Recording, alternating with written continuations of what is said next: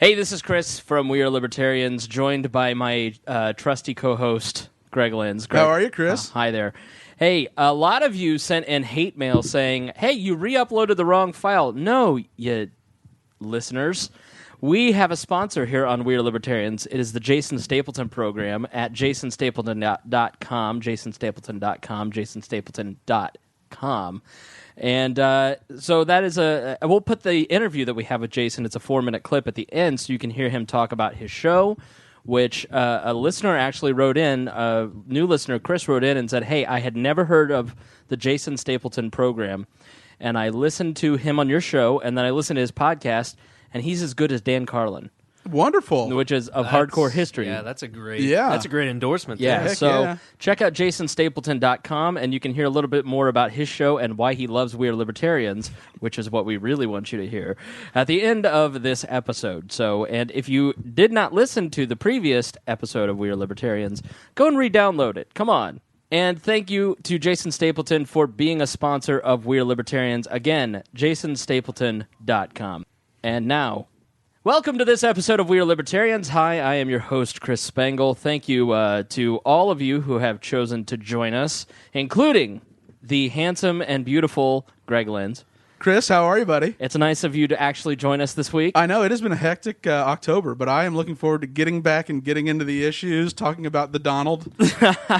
You've had quite a lot of traffic issues lately. Yeah, well, never buy custom rims and split the tool that's required for locking lug nuts. That makes it very difficult. True. I forget what other emergency you had. I was doing a wedding. Oh, that's and right. So I can't talk about that on air. Now, we've also, we want to welcome, we have two visitors watching the program tonight. Two of Bucktown's finest. Two of Bucktown's. Well, one is going to join us. His name is Tyler Weiss or Weiss? Whatever you want to say. Weiss? It's all good. He It's all brought you spelled the offerings. same. I bring you offerings. This is like... But see, here's the problem. Every single time I see him, is it Weiss or Weiss? It's whatever you want, man. Hey, so I never hey, get bro, clarity. It's all good. And then Aaron Ewert, which I am firm in that pronunciation. Aaron Ewert. He is currently periscoping this. He periscoped his haircut. Yes, I did. He periscopes traffic. He periscopes sex with his wife. No, But you want to see Bob's? Follow Aaron Ewert. No, that ain't happening, bro.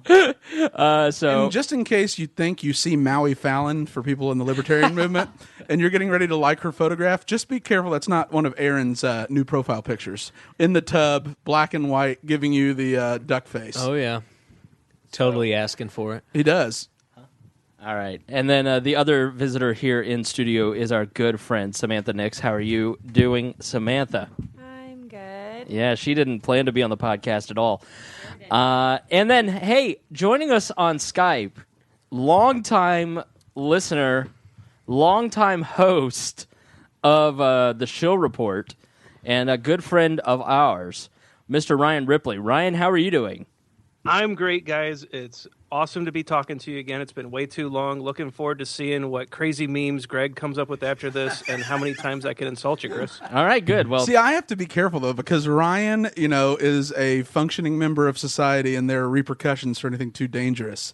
Yeah, I appreciate your discretion. Yeah. Exactly. Everybody in this room, well, Sam has like a normal human job. She works from home in her pajamas. Right, but it's like a respectable job. Greg, we have no idea what Yeah. Greg does for a living. I troll Spangle. He Right. has me on payroll. He sends me a monthly stipend, and it says, "Go at it, make me famous."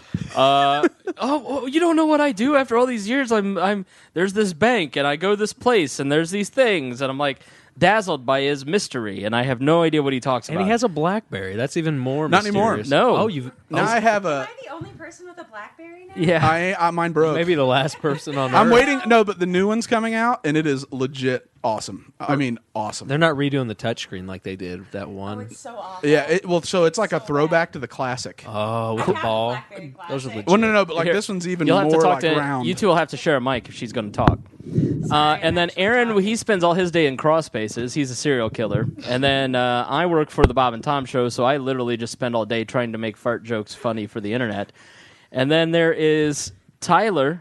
Tyler, we have no idea what Tyler does. He works for an I just industrial supply make company. dank memes. He just makes the dank memes. Now, Ryan Ripley, has a real job where he makes money, and he has children and responsibilities. Aaron Wait, has what am Aaron I has doing children, here? but he has no responsibilities, as he shows on the internet and Periscope all the time. Has he decided to actually call them son? I don't know. Have the kids met What you are their yet? or- names? Do you even know? See, Aaron's kids, they just meet this man 3 times a month, and they're like, "Who's this guy that smells like booze, mommy?" And that's Aaron. That is absolutely libelous and false. Slanderous, because I'm going to make a transcript too. Slander. So, Ryan, it is apt that you are joining us today because you were the former host of the Show Report, which, if you go back in our feed, I am just kidding. I know Becky's going to listen to this, and I will be forever banned from the good graces of Becky's. I love Becky. No worries. She will never listen to you. I mean, Very good. Never. And the Show Report, if you go back in our feed, was a 14-episode experiment in which Ryan Ripley hosted Joe Ruiz and I as we mined theory of journalism from a libertarian's perspective, interviewed a few journalists, talked about all things journalistic, and the episodes I've gone back and listened to, Ryan, they hold up pretty well. Yeah, it was a lot of fun, and some of the highlights of my podcasting, my short-lived career as a commentator on journalism. We talked to some great people. Got Ron Paul on there. We, Jeffrey Tucker turned me into an anarchist. That was fun. Right. But I loved our game. We were basically Jay Carney. We trolled him so hard, and it was just such a great experience. So glad to be back. Glad to talk to you, and looking forward to trolling some more people too. Ryan, have you had any conversations with Joe since he was deported?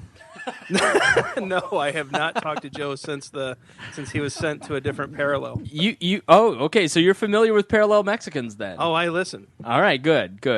Well, thank you for joining us here on the podcast, Ryan. It's been great to catch up with you. We'll talk to you later. Sam, parallel when we're referring to Hispanics, James Neese, who you probably haven't met and probably shouldn't, He will try to cuck you. he refers to anyone that's Hispanic but not Mexican as a parallel Mexican. So it doesn't matter, I get Cuban, it. parallel, whatever. It's more respectful than calling a non-Mexican a Mexican and them Very not being true. Mexican. So you're parallel Mexican.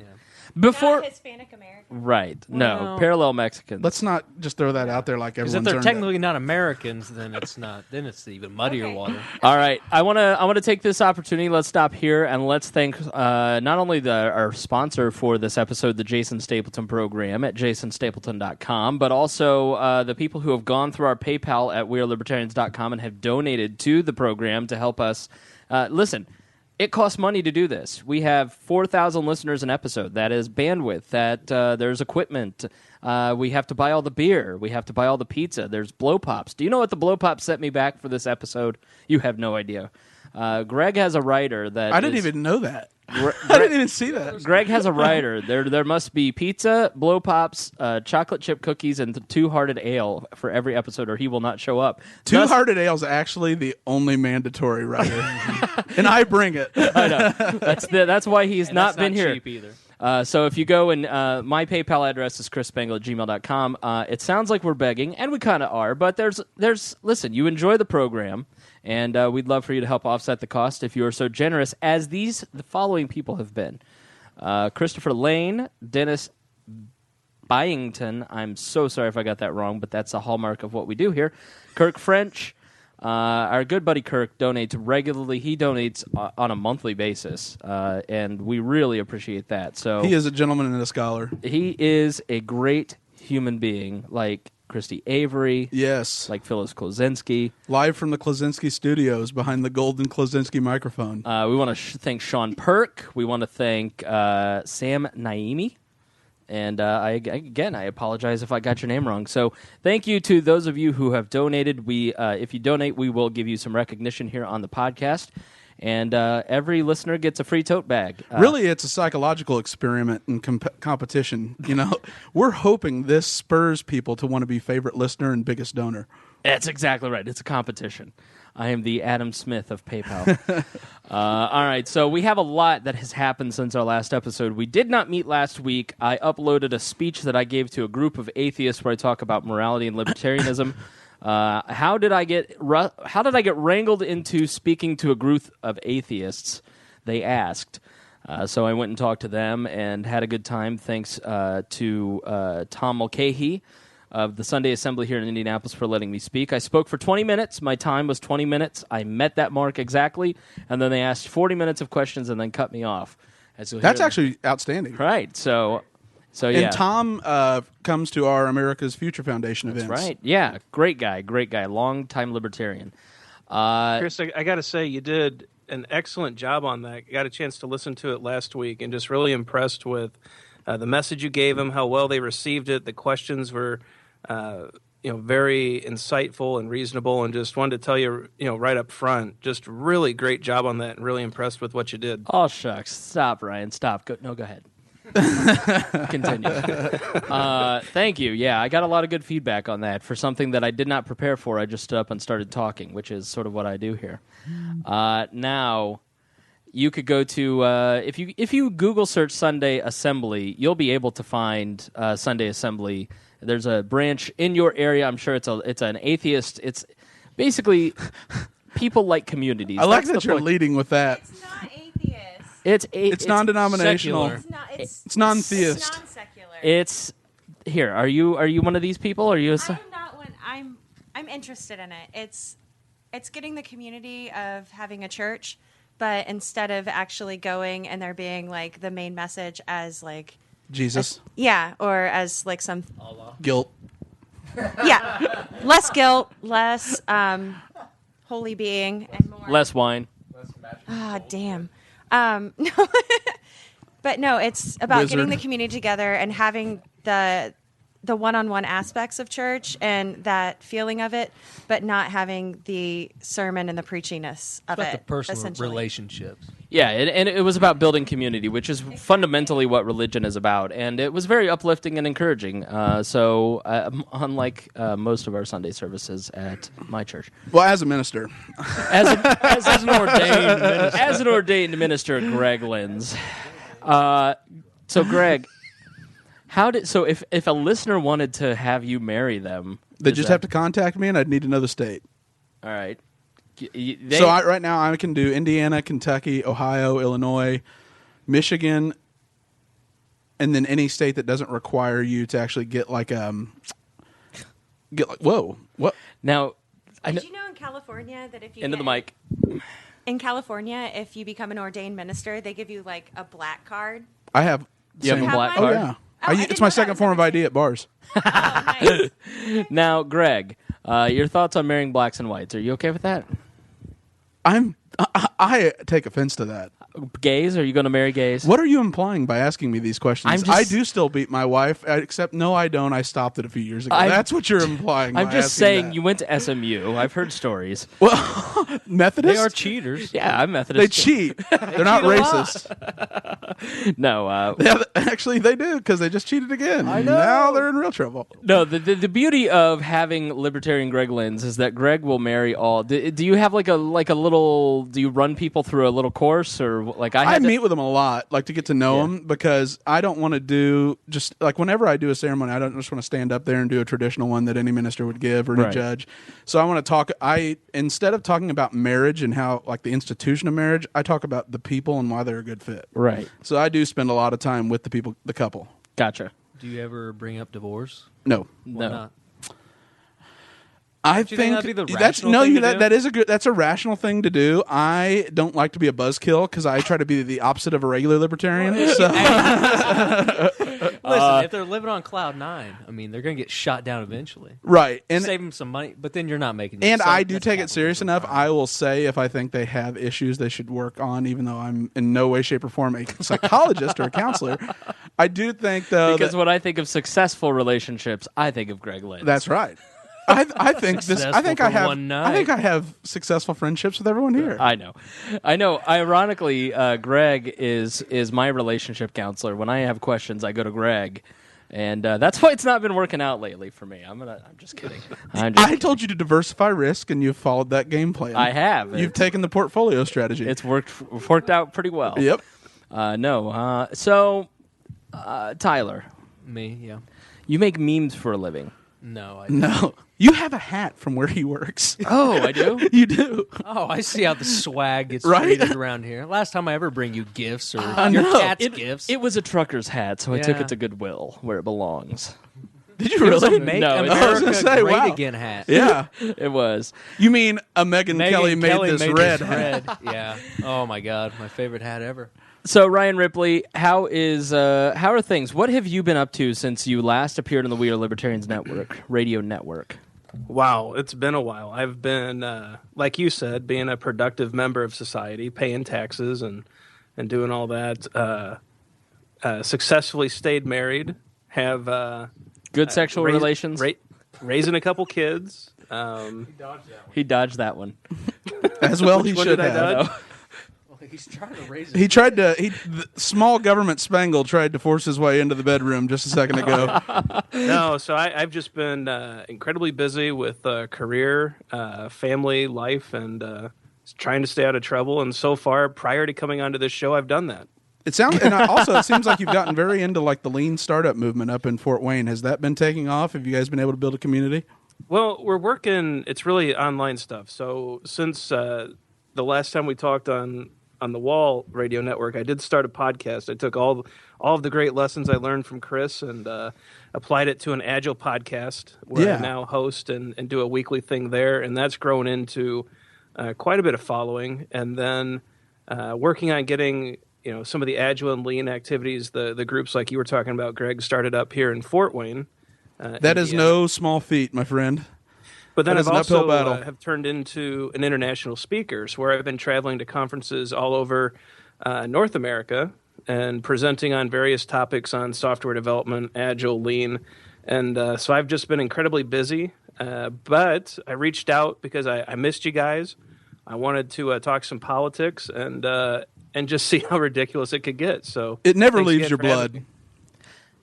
Yeah, podcasting more than politics, because if you've listened to this podcast for the last 6 months, roughly half the episodes, I've not given a crap about politics.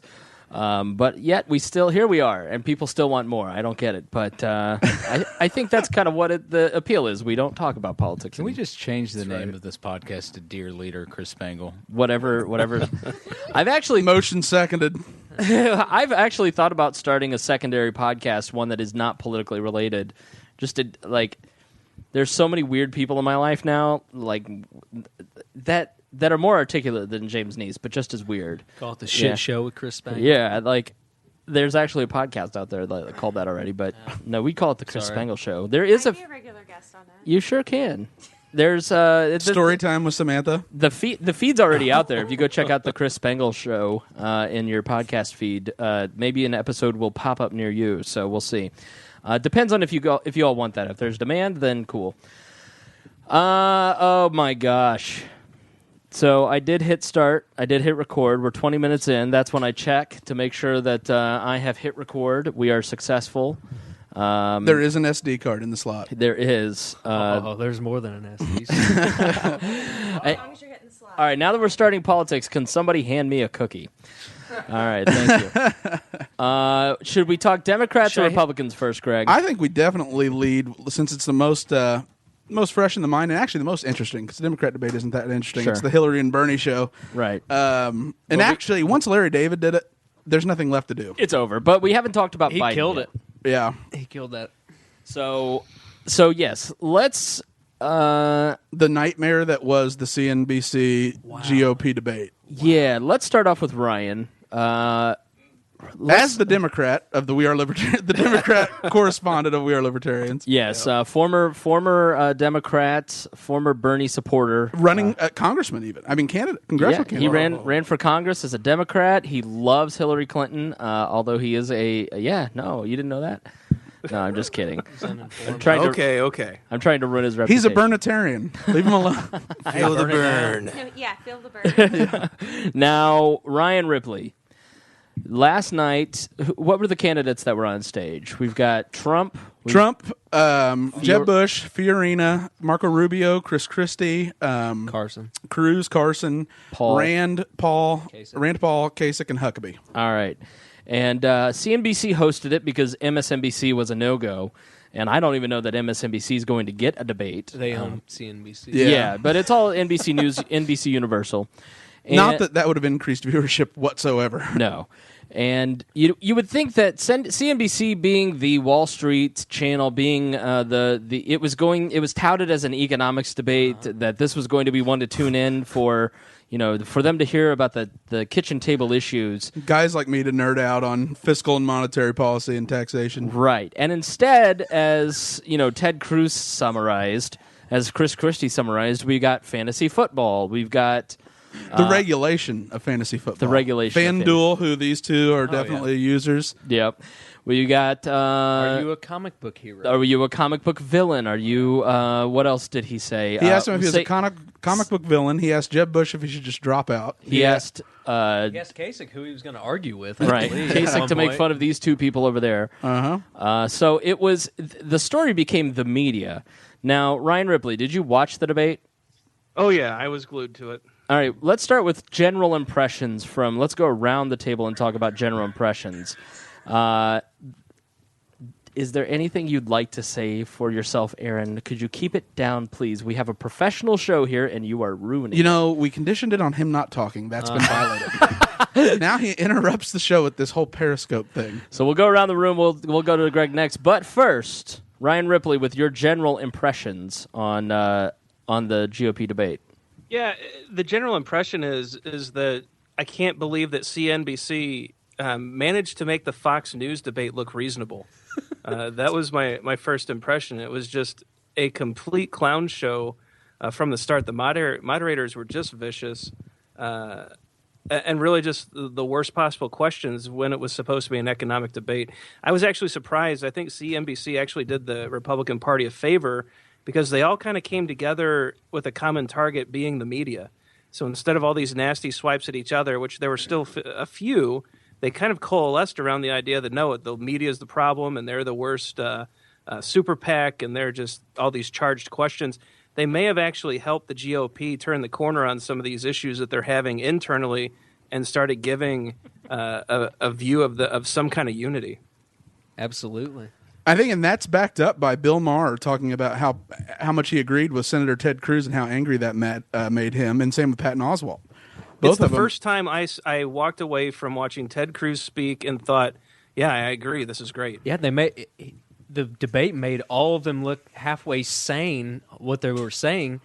I was on Reddit earlier reading comments on the articles on politics, which Reddit is super left. I mean, yeah, even conservative conservative is super, it's super liberal. They're all for Bernie. Yeah, but then almost all the top comments were, "I'm liberal as hell, but god damn, what the hell did CNBC? What are they thinking? That was a terrible debate. They're not even moderating." And I felt like this is something that's been coming for a long time, because when you put on people who aren't real well known, like Mike Harwood, and you allow them to get their shot, to have the spotlight against a bunch of Republicans that they consider ignorant, know nothing, backwoods, cling to your guns and Bible, and they get to, essentially put them on trial.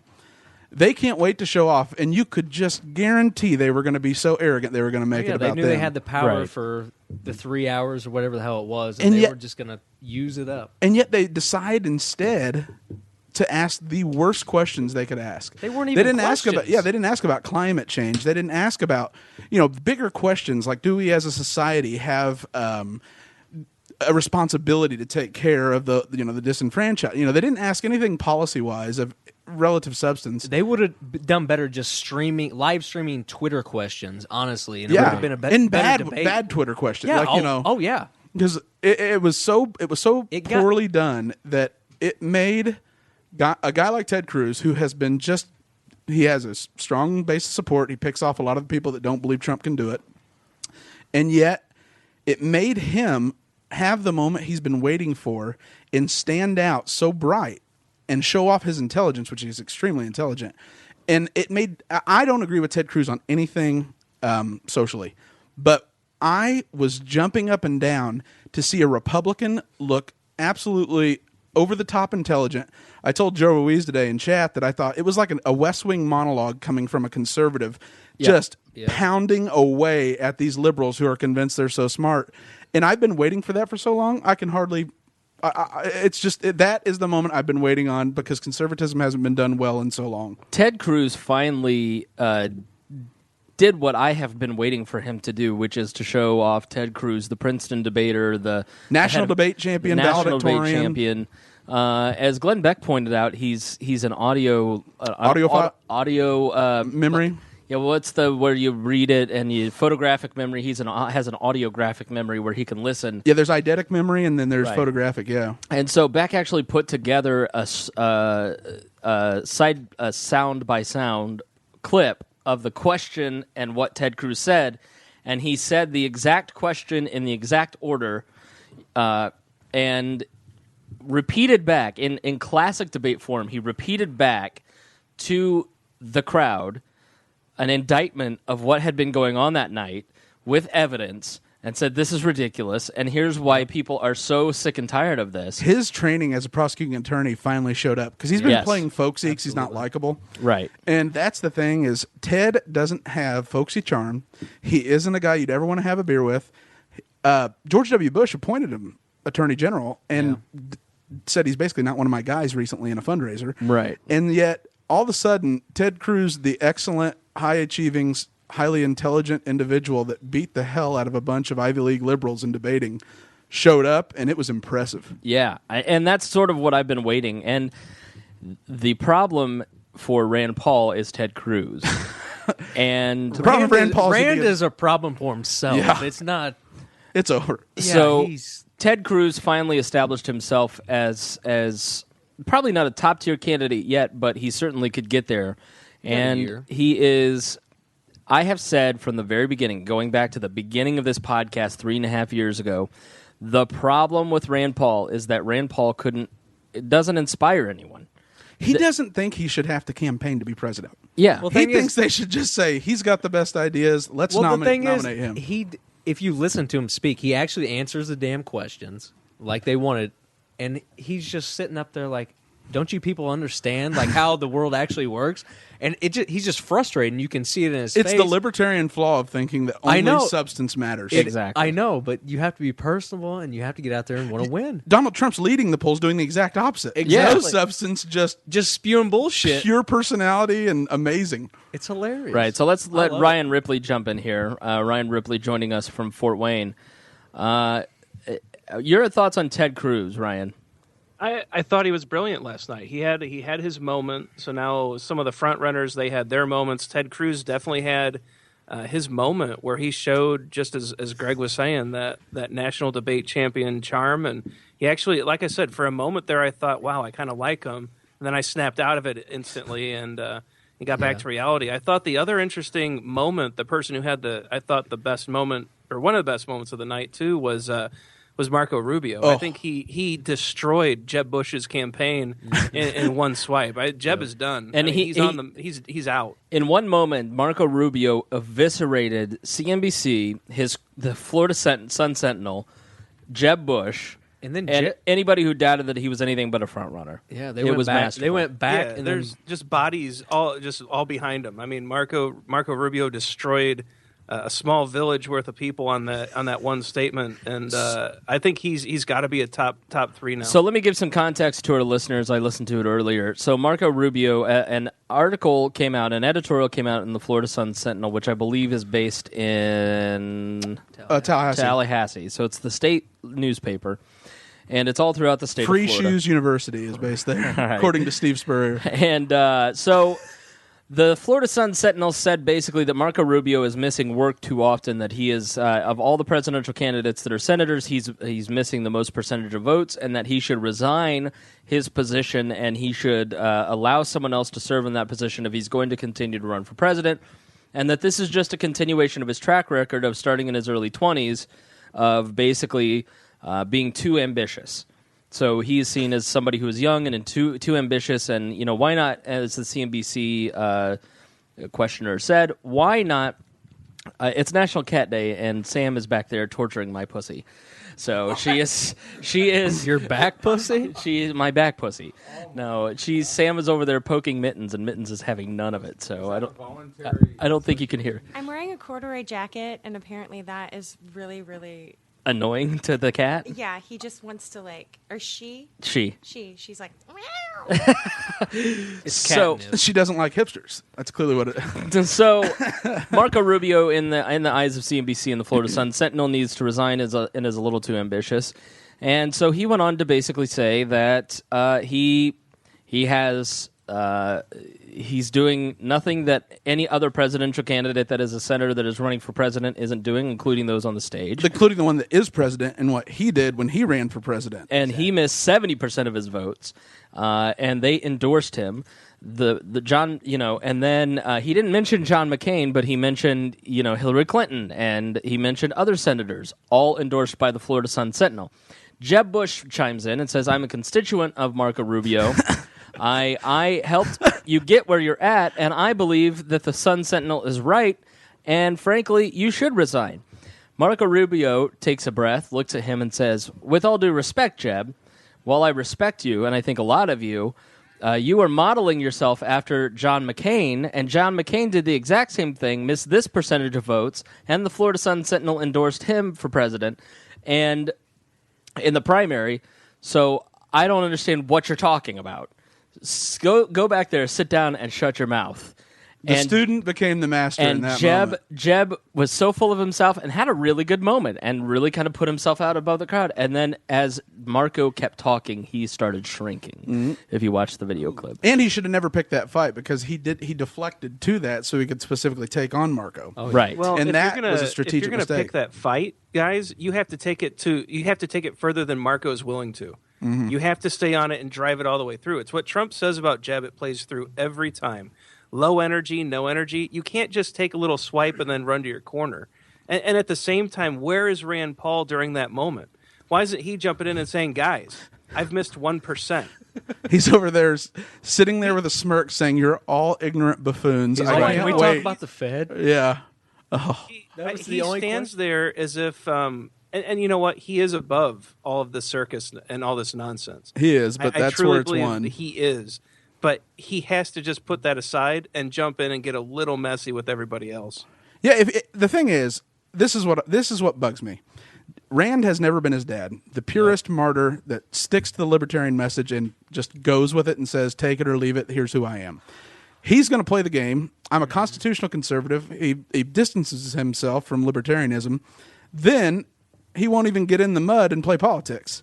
So basically, he just wants to be anointed Mr. Conservative, but you either give it to me or I'm going home because I'm not going to get dirty. He's super confused. Yeah, Politically. But the problem, Well, as I've said about Rand Paul the entire time, Rand Paul inspires no one. There's nothing about him that moves you in any speech. The filibusters. Yes, but it was the act in and of itself. It was not the words that he said. And frankly, Ted Cruz has the ability to inspire people and to bring people to his side, and he is making the case and getting Glenn Beck on his side. I mean, Glenn Beck flat out asked Rand Paul the last time he was on a show, why are you running if Ted Cruz is running? And so I think you're going to start seeing the movement pick up now. Ted Cruz is in the race. He's an effective candidate. Why are you still in the race, Rand? I mean, and that's a totally different voting block because Ted Cruz wants to burn gays and doesn't bother Rand. Rand Paul is fine with gays. Yeah, he brought in Bob Barr as his as the person who is going to do outreach to libertarians. There's no one that libertarians... Author of DOMA, Bob Barr. Author of the Defense of Marriage Act. Oh, yeah. The guy that pissed off every libertarian candidate afterwards. That he's just... Bob Barr is... Ryan Ripley, your thoughts on Bob Barr? Awful. Right. And One word. and Ryan is As not... a former Democrat, awful. Right. Just kidding, Ripley. No, but Ripley is a guy who is very polite and very kind and doesn't, he speaks his mind, but in a very polite way. So when he says awful, Bob Barr's awful. So, Well, I mean, he's so disingenuous, and it's really bothering that he was even able to run as the libertarian candidate for president. He's awful. He flip-flop, and then just so hateful. It's really just, there's nothing good to say about him. his mustache, His mustache is He glorious. has one. All right, there we go. yeah. It's not even really Charlie Chaplin in The Great it's very Dictator wispy mustache. and odd. Yeah. So yeah, I'm calling it now. I think by the end of the month, by the end of November, by December 1st, Rand Paul will no longer be in the race. And I think he goes to the very end. He makes it. I actually, guys, I'm weird like this. I think his organization. I think he'll be a top 5 finisher in the first primary. A war of attrition. And then his Iowa strategy is brilliant with the college kids. I think he's going to kill there, but then can he sustain it long term? And I think that's because of the South. No, does he have? But here's my question for you. Here's why I think what I think. Does he have the cash to make it to the primaries? Yeah, his super PACs are loaded. All right, Rand's not run for his president actual at this campaign only has $2.5 million on books, but his super PACs have over $40 million. Yeah, I mean he's definitely banking on the family name with the college crowd. Does he like Jeb Bush? Right. Yeah, but not with the college crowd. Yeah. Now, so his super PACs are loaded, so he can make it to the primaries. Yeah, they're loaded because it's Jeff Frazee who's leading this. Matt Kibb is running one of them, right? Yeah, it's him and Frazee are running the two that both have combined altogether $40 million. Gotcha. All right, so I withdraw my December 1st prediction. But they could always back Ted if Ted gets heat. I'm just saying. It's all about stage presence in these debates. You have to look like you want to be president. I think the race You have to just say shit that people want to hear, too. Yeah. And nobody wants to hear the truth. That's obvious. I think we're. I hope it's Christie that drops next. Christie had a hell of a debate, though. He Did you was. listen to I him? thought he And you tore it up. I thought Trump was- did great because he showed he doesn't have to be bombastic and over the top to still be a front runner. Exactly. But after Cruz and Rubio, I would put Christie.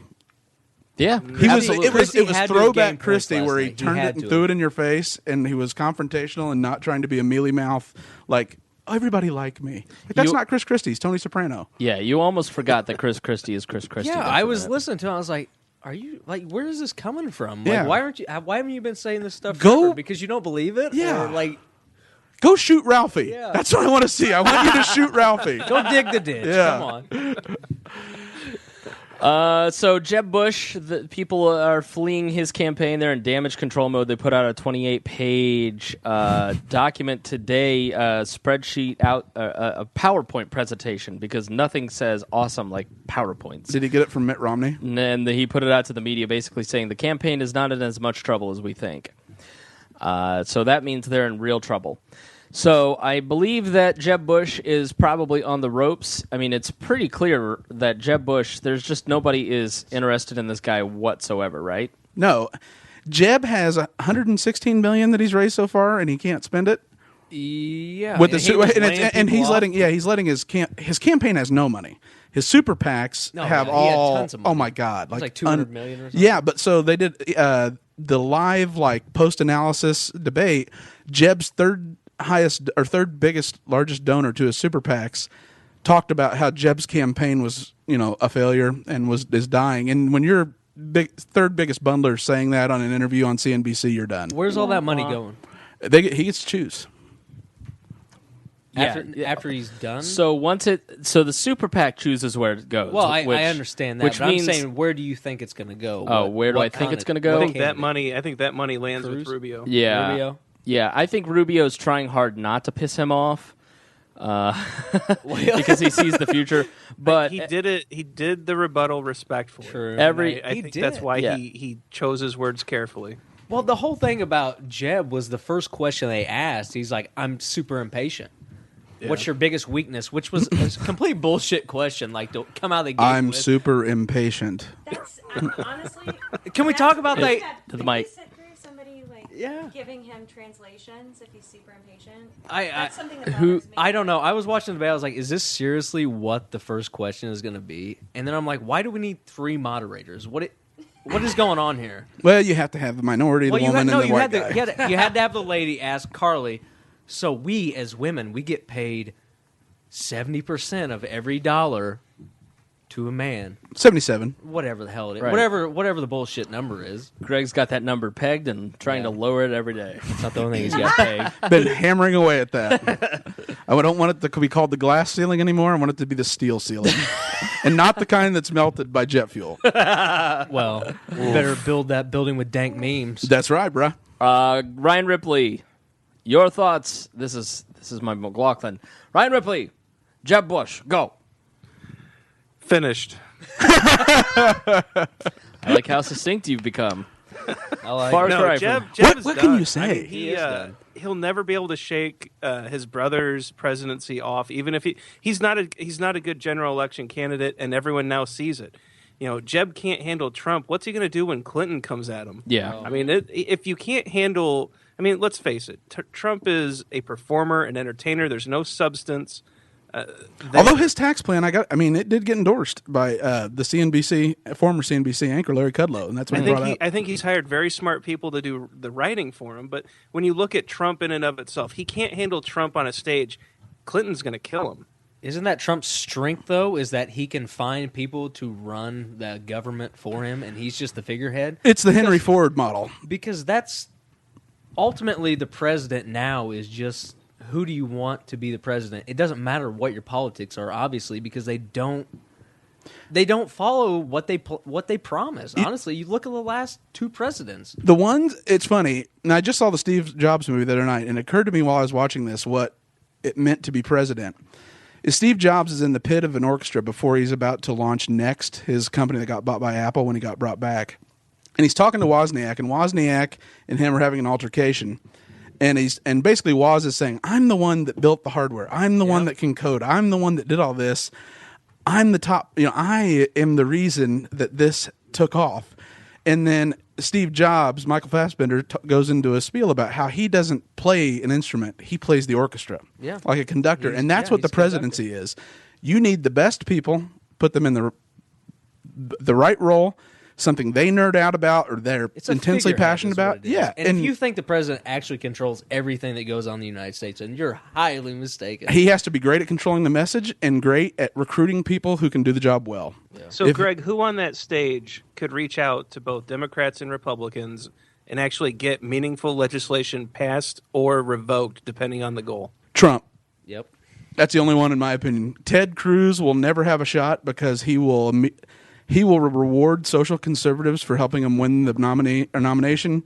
Marco Rubio will be so overwhelmed he will have a scandal-ridden presidency and be done. He wouldn't get reelected. Yeah. And Donald knows enough about letting great people just run with things and then holding them accountable. He actually, in a weird way, would be able to hopefully recruit outside talent that hasn't been in DC before, but keep the operators who are necessary in order to make the phone call you need to reach out to the right individual to get something done. But what are the numbers of Trump versus Clinton in a general election? I think it's 45-44 as of today. So, I mean, ultimately that doesn't matter, though. The electoral math matters, and Trump beats her in Florida, and Trump beats her in Ohio. Votes. It's a scary proposition when Trump's your best option. Is it, though? Because I think Who everyone's else on that underestimated stage, him. though, can beat Hillary. Kasich, but he's got to have But he's got Jabba Ohio. Rubio as a Yeah. VP or the I don't flip. think Kasich carries Ohio against Clinton, though. Oh, he does. It's bad. His Really? approval rating's 60 as of today. Is it? He's literally I the think most so, yeah. popular politician in the history of Ohio. I think Kasich when sticks he's- it out, and he ends up being a VP. You can't not, if you don't win Ohio, the election's over. Like Yeah. that's the elector. No Republicans ever won without the GOP winning Ohio. All right. So I mean, ultimately this election comes down to Iowa, New Hampshire, North Carolina, Virginia, Florida, Nevada, Colorado, New Mexico, and Ohio, and that's it. And if whoever wins in those states, right now, as of today, it's 246. The Democrats have 246 electoral votes. They only need, 24 more to win. So that's pretty scary if you think about it, because if they just win North Carolina, where it's trending more blue, Virginia is blue, in my opinion now. Because if Mitt Romney's the kind of Republican that isn't going to win Virginia, and that's game, if that's the case. But that's not. I mean, I could see a case where you see a Cuccinelli. He doesn't win, but he energizes the base. You could see somebody who appeals to the social conservative crowd, unlike Mitt Romney, unlike John McCain, and energizes a base. So sometimes when we look at polls and we look backwards like that, we say, hey, in a liberal state like Virginia, a Mitt Romney is not doing it, then what hope do we have? But what we sometimes fail to see is that you have to have excitability about a candidate. So a Ted Cruz is not going to turn it red because Ted Cruz leaves the McCain-Romney voters at home. But somebody like a Marco Carson? Rubio. Rubio, Hispanic voters are it. That's the Yeah. ball game. Because right now, last election when Mitt Romney ran, 76% of white voters voted for him. And they only made up 70, like, what was it? No, it was like 66% of the election. And so now, though, we're down to the point where the white electorate, whoever the Republican nominee is, has to get nearly 80% of white people to vote for him. I have a question. When you make that comment, when you say white voters, do you include Hispanic No. into that? No. Okay, because they're No, he's just being a technically racist. considered white. Yeah, he's totally racist. See, no, it's racist that they're considered white. I consider them distinct, wonderful natives. people What with are you talking about? No, I'm a native, bro. Cherokee. Mexicans weren't here before. Greg, your math is right. And Welcome to if the club. they Yeah. can't, if the GOP cannot widen the tent and be more inclusive, it's an impossible gauntlet to go through. Right, because like Bush got 18% of black voters. Mitt Romney got 11%.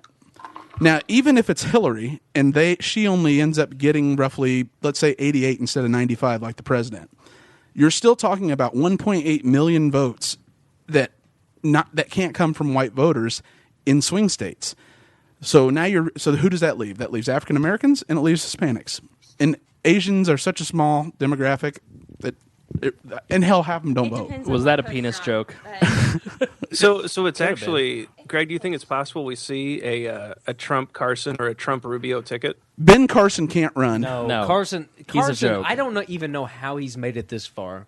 If you watch the guy on TV, he closes his eyes and he rolls up imaginary papers with his fingers, and that's just an honest criticism. And And Trump's starting to hit him for being low energy, and that is accurate. And it's that not will that carry he's got through. low energy; it's just he has no substance. There's nothing that he talks about. He's just.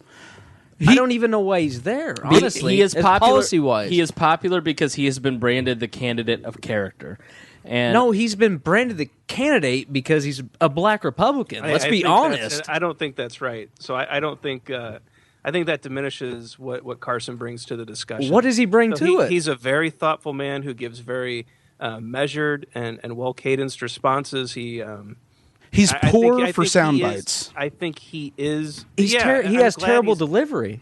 I'm glad he's horrible with sound bites. I think he is a man of substance. I think he's someone with great accomplishment. He is the epitome of the American dream, and that certainly resonates with people. He comes from a background of nothing with a troubled childhood and turns into a well-respected neurosurgeon and noted author. I mean, he's got bestsellers, and he's picked up a following of people who believe that he is the epitome of the American dream.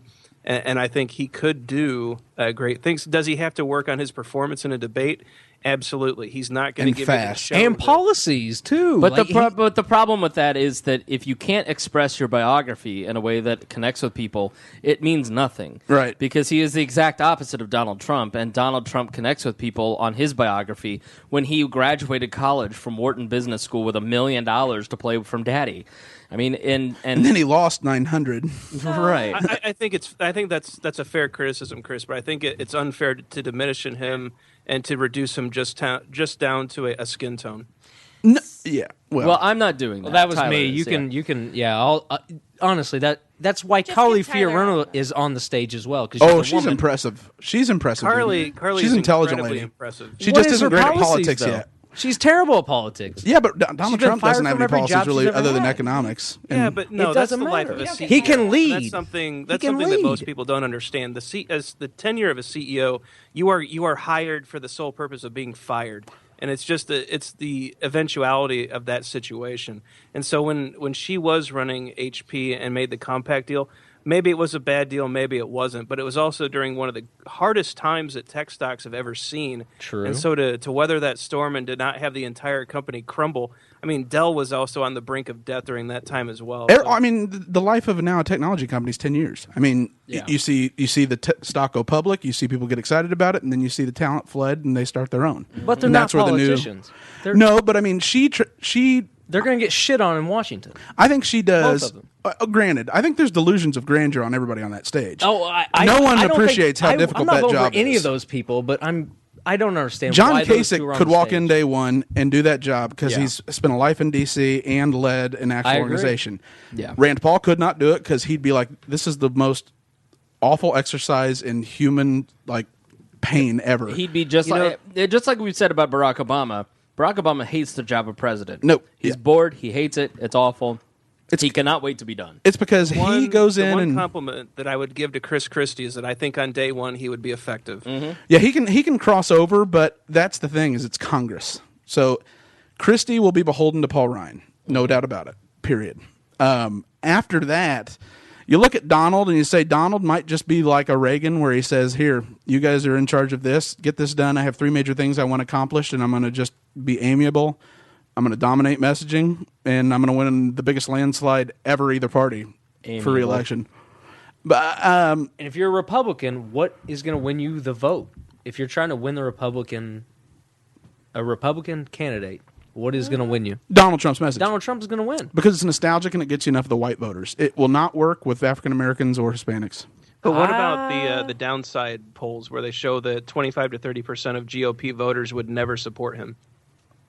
That What about Democrats? I think there's a lot of Democrats that would slide for Donald Trump just because he's been a Democrat. No, he'll get people to vote who don't. He's a businessman. There's a lot of people on the left who are business people who are going to vote for Donald Trump. Well, I mean, if you look at it, who can do the job? In my opinion, Jeb could do the job. He'd do it poorly. John Kasich could do the job. Chris Christie could do the job. But it's not government camp. You don't get to go and learn. I don't want to pull a Scott Walker and say, we already have one apprentice. And, I don't want to pull that line. But if you look at it, you're looking for competence, and competence doesn't win elections. Messaging wins elections, and likability that's more natural than it is anything. Do we agree that Kasich would be the best? As far Oh, he'd be the best. I'm very intrigued by the idea of a Carly Fiorina presidency. She's going to get crucified. Yeah. Kasich will be a. It has to do with her failed attempts in business. You don't. Actually, it wasn't even failed. It was successful. But that's how it comes across. It does. comes across as being fired up. But it only sticks to her, and it doesn't stick to Donald. Right. Yeah. Well, that's because he owns the company. Patriarchy, bro. He's his own. Trump just says no, it didn't happen. Yeah. I've never filed bankruptcy. I'm very rich. So how do people actually want to vote for him when he's completely denying all Alpha. the failures he's ever had? He's an alpha male. I hate that.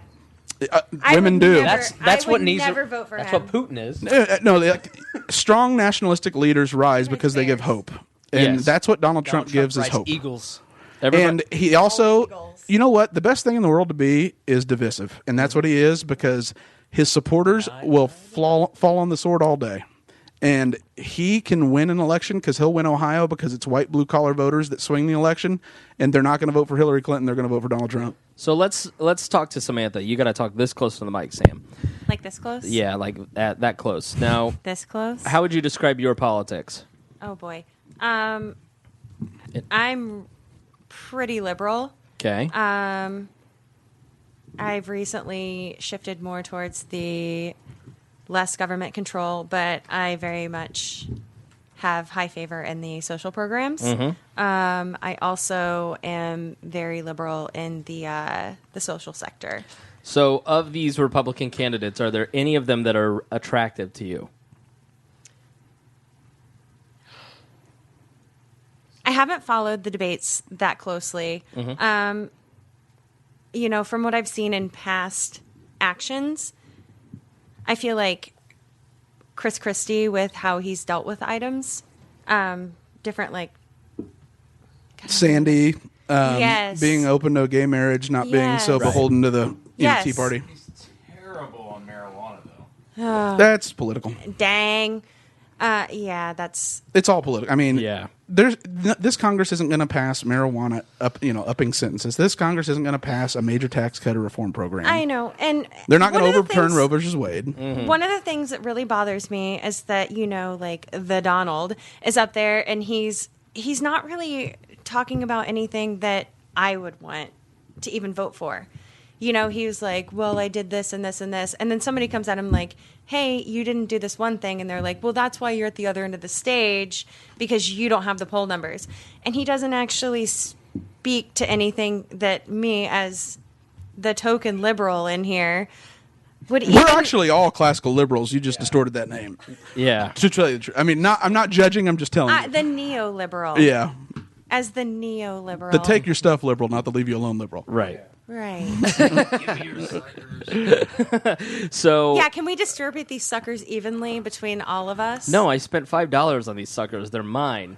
Guess what? I freely give you as many suckers as you like, but once you start to take them, I'm going to. I'm giving everybody 10 of them. No, that's not your suckers to give.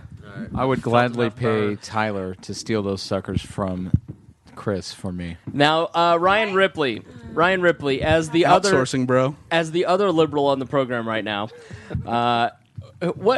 which one of these candidates appeals to you as a libertarian? I mean, is there anybody? I don't even. How do you describe yourself politically these days? We joke that you're a Democrat, but So I'm still more of a libertarian leaning Republican-ish. So I'll end up voting for Gary Johnson this year in the general election. Is he going to be the nominee? I think he will be. Yeah. I thought he was in the lawsuit or whatever Yeah. for the. But the candidate that still appeals is Rand. If it's not Rand, Yeah. I really like Carly. I think she's an interesting candidate. I think her messaging is really going to pick up, where she is talking about those with power versus those without. I think that's going to start resonating more as she gets more time on national television.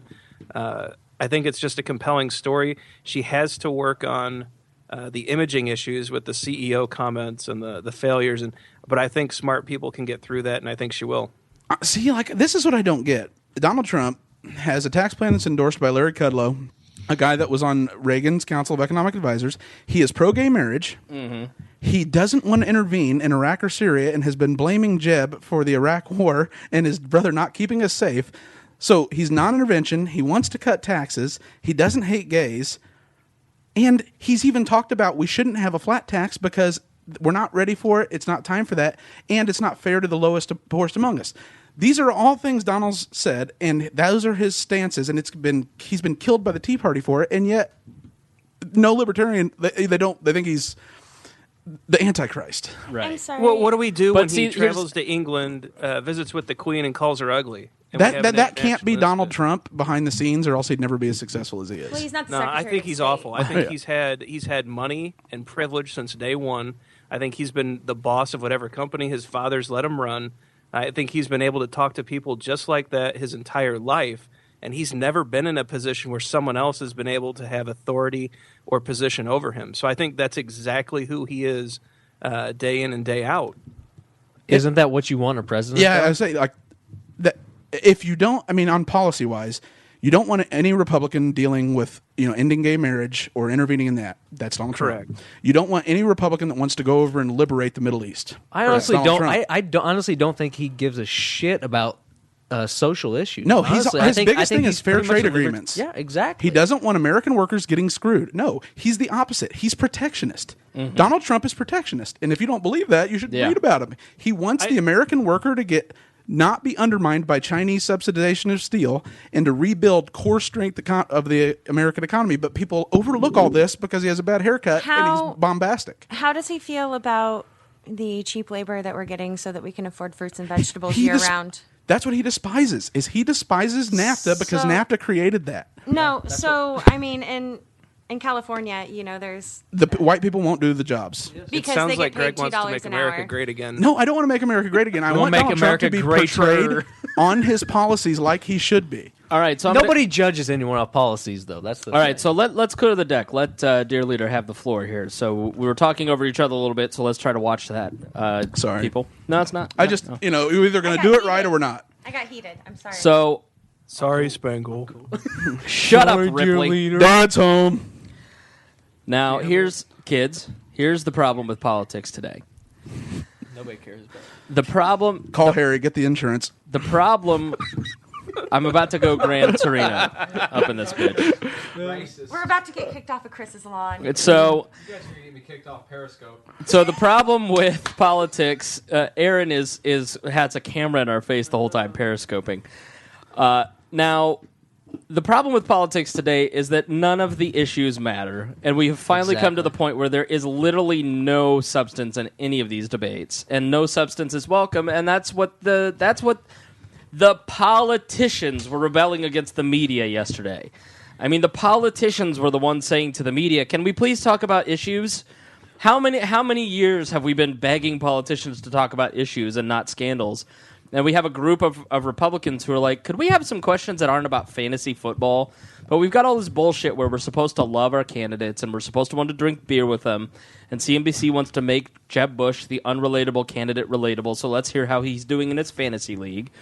And so we have a culture in the media where it is tabloid journalism. So we have, I think it's Matt Taibbi's book about the day that politics went south. The day that politics went tabloid, and that's, tabloid sensationalism. That's Yeah. Matt Taibbi. Yeah. I don't know what the title of that book is though. and it's about the Clinton scandals, and that's when all this It was began. It's the Drudge. Yeah, Matt Drudge. Yeah, Right, Drudge Report. because what has happened is I work for a major national radio show. My whole existence is getting you to go to bobandtom.com and click as many websites and pages and view as many of our videos and download as many of our podcasts as possible. And my job is to think about the psychology of you, the user, and how I can manipulate you into doing more of what I want, which is page views, so then I can sell more, so then we can hire more people. And that is exactly what happens at every other major media outlet. We want you to go to We Are Libertarians and start clicking around. We want you to download this podcast. Now, obviously, we don't do this for a living, so we care less. We care about the content, less about the sales. Yeah. Now, as true libertarians, we substance oriented. Right. We are long-winded. We are not polished. Self-righteous, indignant at people who disagree with us. Utopians. That's exactly what we're about here. Oh, I'm not a utopian. I know. Now, we can't get mad. I can't get mad at the candidates when somebody like a Ben Carson, who Ryan says is full of substance, and he doesn't shine through. He's not built for the reason that he's not taken seriously, and he is laughed at on Saturday Night Live for being a dumb person when he's anything but, is because he is chief pediatric neurosurgeon for Johns Hopkins. And they made the idiot. And Moron. I'm so unimpressive. Yeah. They made the comment that when this is the smart guy in the race, you're all in trouble. That's And- racist. And so he is a candidate that is not built for modern politics, which is all about what Donald Trump is great at: generating an audience, generating page views. P.T. Barnum. But Yes, P.T. Barnum is exactly right. this was a question I was going to bring up. After watching that debate last night, at what point do we quit with this style of debates and we actually go to long form? We have a question and Will we never go to it won't happen, will it? No, I'll but tell that's you what why. needs to happen, correct? I would love to hear people's policies. Nobody has the attention span for that. It I've doesn't sat matter. in- I want to hear what people actually want to do and how their policies are going to work. I don't even give a shit if it's with their advisors, because that's how they're going to work in the White House. They're not going to be by themselves.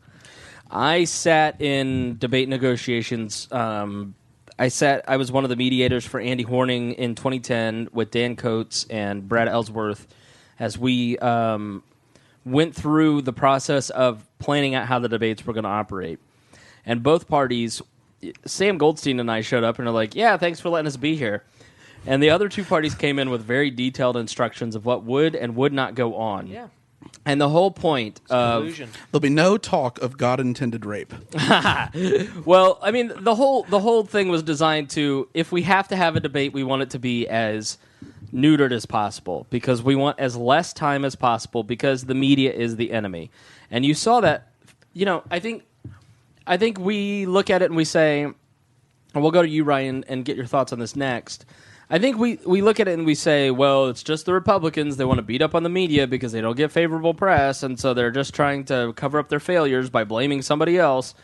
When in reality, as someone who has worked in the media and as someone who has worked in electoral politics and as someone who has been around government and has been a reporter, the media is the fucking problem. And it's not even the media that is the fucking problem. It is you, the consumer of the media, that is the fucking problem. We sit here and we bitch and moan and whine about what the media does not do, and then you watch nothing but Khloe Kardashian And you want to bullshit. see Bruce Jenner be brave. It's honestly, it's incompetence on the part of the voter. as far as knowing what is actually going on or the issues is what Yeah. it comes down to. Well, we overvalue voting. We do, and I that's mean, no doubt about it. I think that's the reason you still have to own land to vote. I mean, no, literally, there is a. That, as funny You as have no that sounds, interest. No, I'm yeah, you have no serious. interest. It's your property, and yet You have the nothing to mass is going to lose. decide what to do with it. Yeah, I mean, But- it's literally I'm going to take no responsibility for what happens. It's just okay. It's out there. In the I want it. I'm going to Yeah. take it. And that's so when you dumb it down to that point, and then you rip out civics out of public education, and you focus on God knows that what. was the whole idea of public education. I Well, mean, no, not to yeah. sound like a conspiracy theorist. No, a federal democratic republic requires engaged, highly focused citizenry, but and we don't intelligent have it. people. Yeah, I know. and If you're lucky, we dumb our people tough down. to ask. it is tough to ask. Go out if you watch jaywalking, like when Jay Leno used to be on. That's what people don't want to admit. That's the average voter. That isn't like the bottom 10%. That is No. Joe Sixpack, and he doesn't know the three branches of government and doesn't understand that people in Congress don't have the authority to do things that weren't delineated Well, to that's them. what kills me. Everybody wants to vote for president, but yet they won't vote for senator or Congress. They don't. Well, I don't care. know enough. And I'm an advocate of don't go. Yeah, I only want exactly. people Stay that know home. what Stay that home. know going. I'm not one of these people like let's get voter turnout Greg. and let's be the ones we've been waiting for. Like, oh my God, you couldn't even pass. You don't even know who the vice president is. They get convinced to vote for somebody because they're like, oh, They they, get bought. gave me a T-shirt. Right, they get bought. That's all it is. Well, It's that's- exchange and a trade, and that's why I think that anytime you have a society that devalues voting to the point where you don't require people to aspire knowledgeable. to what you're selecting, you're losing. You are asking for it to fall apart and for power to And to that's why centralize. Bernie Sanders will be our president. Right, because look at where we are Because now. I'm And- promising you everything for free. Well, and if you look at his argument, it's ridiculous.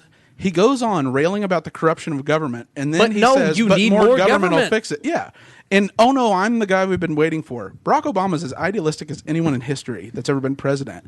Jimmy Carter the same way. They were Obama was Worked, way better Greg. than it Carter, worked. but It didn't collapse. It hasn't collapsed yet. but you can't have idealists in there because they get in there. They're the smartest people that have been. There's no end to it. And they've been the smartest people in every room they've ever entered their whole life. They get in there and they want to know the minutia. It's not the way it works. It's tough. Trust me. And Bernie It's thinks tough. that if we can just have more government for this awful government, No, we created, need we can more. fix We it. need more college educated kids because so we can have college-educated more people master's can't degrees, get baristas. jobs. All right, we gotta let Ryan go at 9. Get on here, Yeah. Ryan. Ryan has responsible. He has adult things to do after 9 p.m. But I think we need to. So much, Ryan. I want to give Ryan the floor. Ryan, sum up the media for us. I mean, as somebody who spent some time studying the media and thinking about the media, how do we? I guess my question is, how do we find? Let's bring it down to what we, the user, can do. So, how can we, as consumers, make smart decisions in the media that we're consuming? I think it's important to remember, and I think, Chris, we learned this over those 14 episodes, is that the media is exactly what we ask it to be. We vote by putting the TV on that channel and listening to those people, and so they do exactly what it takes to get the eyeballs on the screen. So whatever we get, it's our own fault. But I'd also say the two political parties also play a lot of sway and influence in that as well. So they're very good at, Ryan's Priebus can come out and say, I'm very disappointed in how that debate went, but he doesn't care. He set it up to be with CNBC. He knew how this was going to go from the start. He's pleased that there were 20 million eyeballs on all of his candidates and that everyone made money at $350,000 a pop on those commercials, and I'm sure that the GOP and the RNC did very well off of it. But realizing that the RNC and the DNC control the debates, control the message coming out, have a lot of influence over the radio show hosts that you listen to every morning, and that the talking points are distributed every day, and that those things are happening. Just understanding that the message you hear at the end of the day, after you get home from work, you throw on the news and you're listening, that's a crafted message that's been controlled, distilled, and shaped for a very specific purpose. And if you can get through those ideas and understand that a lot of it's propaganda and manipulation, I think you'll be okay. In what ways are we seeing propaganda and manipulation, Ryan? Well, I think it's a lot of these. Even we saw it in the gotcha questions. I think, Marco Rubio, you cashed out your 401k at one point, or Ben Carson, your picture was on an internet website. All these little gotcha things that are not substantive to the discussion. They don't add or detract in any single way. It's really just, well, here's a talking point that we're going to spit out. It's the reason we have to have fact checking after every debate. Every time that someone says something, we got to fact check it because there's some well-crafted message that's skirting just on the right side of truth, but it's close enough to be false, and sometimes they go over the edge. I think those things are indicative that it is the majority of what you hear in that debate is propaganda. Absolutely. Right? So they'll say that I lowered taxes this much, but they'll be very specific about the years, or prosperity was great from this month to that month, but not tell you about the record lows the month before. And so you'd really just have to be careful about numbers and facts and how anything you're hearing, especially out of a politician, is a well-distilled, crafted, and fine-tuned message that skirts on truth, but it is probably more based on spin than anything else. And Ryan, would you agree with this? Any country that was able to be sold the Iraq War because they hate us for our freedom, we live in a propaganda society. I mean, there's no refuting that. It was so reactionary. I think we should pull the Iraqi people on how they feel about our freedom before we invade. No, there's Saudis ran the planes into the towers, but we got to attack. No. It was all Bush. No, Bush did 9/11. I've seen the memes. Bush did 9/11. No, I'm just kidding. It was ponies. It was Hitler. So No, I don't no. Hitler wasn't as bad as Bush. No. There's no way. Let's be clear. He would never. I think it is clear, though, that the media has been bought and sold. It's not coincidental that large corporations are consuming and consolidating all of the media outlets, and again, in an attempt to collude with political parties, and in an attempt to gain political favor, and they do that by crafting and forming messages back to the American people. Is it collusion, definitely or collusion. is it all the incentives are aligned? Because the American consumer wants what it wants. The media is more than happy to give it to them, and the corporations are more than happy to feed them as much as they can, so they'll buy. The problem is the Democratic and the Republican national parties give us what we want. No, with the debates, they sell it out only to who they want, and that's... They sell it out to where their candidates can make the most money. Well, where do you think that money's coming from? The American from their consumer donors. buying product, but the American consumers buy the products of their major political donors, who then donate to the major politicians. I mean, I know it's a giant fuck shit circle. I know that. I mean, getting mad at the corruption of the elites. I'm not saying when they're they doing give us anything exactly wrong, what we but ask they're for is no, Greg. I started with the idea that we get what we ask for. Right, exactly. But Ryan, you've read there is Atlas some Shrugged? part of responsibility on those parties because they hand out the bullet points, and these large media conglomerates turn it into clickbait for our eyeballs, and we end up watching it. Well, yeah, and so the packaging is done very well so that the corporations still make money, but at the same time, there is collusion between these very powerful entities that are getting the messages out that they want to have put out. Yeah. Would those messages sell if people didn't want it? Yep. Rand Paul's message doesn't They sell, sell and it people through- don't. People want that apparently. They package it so well. It's all in the packaging. There's no sizzle there's no with Rand substance. Paul, and that's why he's struggling. It's all fluff. I know, but that's what sells. If fluff didn't sell, then NPR would make way more money than the Keeping Up with the Kardashians.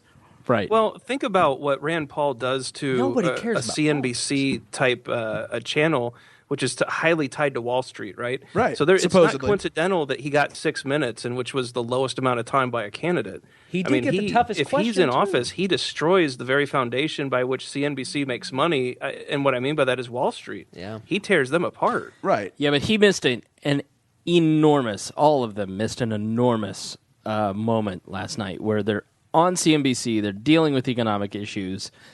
Bernie Sanders is taking off because he's railing against the greed of Wall Street. He's railing against the big banks. He's exorcising the demons in the population against greed and corporate greed and Wall Street. And no one is better poised to carry that message for the Republican Party than Rand Paul. And he just didn't do it. And if he did it, it wasn't the lead story on any news that I saw. No, he didn't. I didn't watch nothing going on. In full disclosure, I did not watch the debate, but I watched a lot of media. It was about not an today. economic debate. It was a who said what about who Yeah, debate. it was- Honestly, it had nothing to do about TMZ economics. put up a poll. They let the viewers picked the questions and they had someone read. They it. asked 2 tax Did you just questions. cite TMZ? They did. I mean, honestly, the level of questions that were Hey, asked they were broke TMZ the Lamar level. Odom story. Come on now. They're reputable. I'm not saying they don't have live up to the minute news now. They But they just do. don't have the substance to know the difference between fiscal and monetary policy. Greg, you can keep your economics, but if they touch my FanDuel, I'm going to be pissed. No, Yeah. and that's exactly right, because the question of FanDuel is a legitimate question. It shows the status versus non-status, whether Well, it's the same government shouldn't intervene in gambling online, and the reason that there's intervention is on behalf of the people who already own physical casinos. That is government corruption. Yet that argument is the argument of the person trying to beat Hillary Clinton for the Democratic nomination, Right. saying if we just have more corruption, we're going to fix the corruption. My favorite was Bernie Sanders came out for the legal aid. Marijuana. He was pro marijuana, but yet he wants to regulate Uber. I'm like, what the fuck is it, Bernie? Come on now. I mean, well, that's the issue of employee protections for labor, but No, right? No, I mean that's why Not he in a did free it. market. He's got to beat Hillary for the labor endorsement. Yeah, but yeah, he doesn't believe in free markets. He's gonna say whatever the fuck. Yeah, Bernie. The only say difference anything he between a wants to, libertarian, between where Rand Paul wants to take society and where Bernie Sanders wants Is to take economics. society, is how you get there. Rand Paul says, "Listen, look at how corrupt this government is. Let's get the hell rid of it. I want it know. to be small enough I can barely see it." Bernie says, "No, we gonna just need save the you. right people that are smart and want to work hard, and we will be able to get to that place Exactly. where it's fair." Libertarians and socialists have no difference in endpoint. They have the literally largest difference in the path to get to it. Exactly. And that's why Bernie's found an unfortunately, appeal the among path that libertarians. Bernie has laid out is more compelling. It is. It is. I think Bernie may Getting stuff is very compelling. It is. Well, Who's and gonna for the free Go ahead. shit. How can you argue? But against Ryan, it? go ahead. Yeah. No, I was just going to say, Bernie has. I love Glenn Beck's analysis of Bernie Sanders. Chris, I'm sure you're familiar with this too. He's talking about the morality portion of people not having things and how it's immoral that the government doesn't take care of people, and it's immoral that there aren't these protections in place, and he's just resonating along with it's immoral that these student loans exist. Why isn't your education free? I mean, he's hitting on all cylinders. Oh, yeah. Now, But can he that's take such on an Hillary? easy I don't pitch. know, but it's more compelling than It's we're it's just going to underhanded. get rid of everything and see how it goes. Yeah. Well, then we're just going to let people, engage with each other and come to each other's aid and get What- to know your neighbors again. But I wish Rand would just step up and say, when someone says, why is free education bad? If he would just explain to people the dangers of this economic mess and how it creates instability and makes you unsafe and how it's immoral to take from one person and give it to another and actually make the libertarian message resonate with people and be more compelling to the general public. It's possible to do. I think it can be It is. done. But he's just not interested. It's like, hey, it's a good idea. Just shut up and accept it. How are you supposed to do it, though, when they say, hey, you have 30 seconds to respond to this specific question, and then you go into, wait a minute, we got to talk about the underlying factors here. And I think you stop being a wonk about things, and you basically distill it down. I You say, yeah, "Look, I agree. it's- That's where the cream free rises to the education is crop. wonderful. The great communicator. I agree. The commentators were totally just stepping all over him. He didn't get to say shit. I think he had 6 minutes and 15 seconds or something in the debate. Who, Rand? Yeah. Yeah, but I mean, But Rand he didn't chose- only he wanted chose 5. that. I'm sorry. He decided to not step in and interject I know. himself. I agree. Which I he don't has think to it. do. I agree. He's just not going to play the game. I don't think he's. He doesn't want to be president. He's not, he doesn't. Well, I mean, he doesn't want to have to do what's necessary in order to be president because he doesn't want to go down to that level. He's not ready yet. He's not ready to go and jump in bed with the whores. He's I not. don't know. What do you think about the I mean, Democratic that's- side? How do you feel about that? I think Bernie Sanders is an exceptionally compelling speaker. I think he has his heart in the right place, and I think he means well, and he speaks with actually tells the conviction. truth. He However, does. He believes it. no, he does, and that's the danger. Is It is. idealists get crushed in this way. He's telling the truth, and that's a problem. There is No, he's telling the truth that he believes. was an enormous idealist. He goes in, signs an executive order. We're going to shut down Guantanamo on day 1. Pretty sure that I'm not scared of Bernie being president because I don't think he's going to get shit done. Yeah, Is that what you were saying? We're going to see the remake of A Few Good Men before Guantanamo Bay Oh, gets yeah. shut down. That's just the facts. It's not. You can go in with your ideals and that I'm smart and I believe the world's rational, and if I can just find compromise with rational people, welcome to politics. Yeah. You're done. I agree. All right. Well, we have Spangel, to. It's been Yeah, it's we been have a to say blast. goodbye to our beloved friend Ryan Ripley. Sorry for keeping up, Ryan. And I enjoyed this thoroughly. I asked to have the opportunity to trade some politics. I wasn't expecting some of the other topics, but like what? Blow pops? It's always interesting and fun with you guys. I'll say it like that. We appreciate talking to you. he's got to go make love to the wife. All right. Hey, Ryan. Oh, why did you do that? Hey, Ryan, guess what? Yeah, buddy. Ice cold. Ice cold. What is the shape of Italy? A boot. Oh. Das Boot. Das Boot. Wait, was that us from Germany? Yeah, Das Boot is the turn it sideways. Yeah, you got to turn it so the airflow doesn't make it bubble. Yeah. All right. I feel like we're done with the Republicans and the media. Let's talk about the Democrats. Let's talk about Lincoln Chaffee.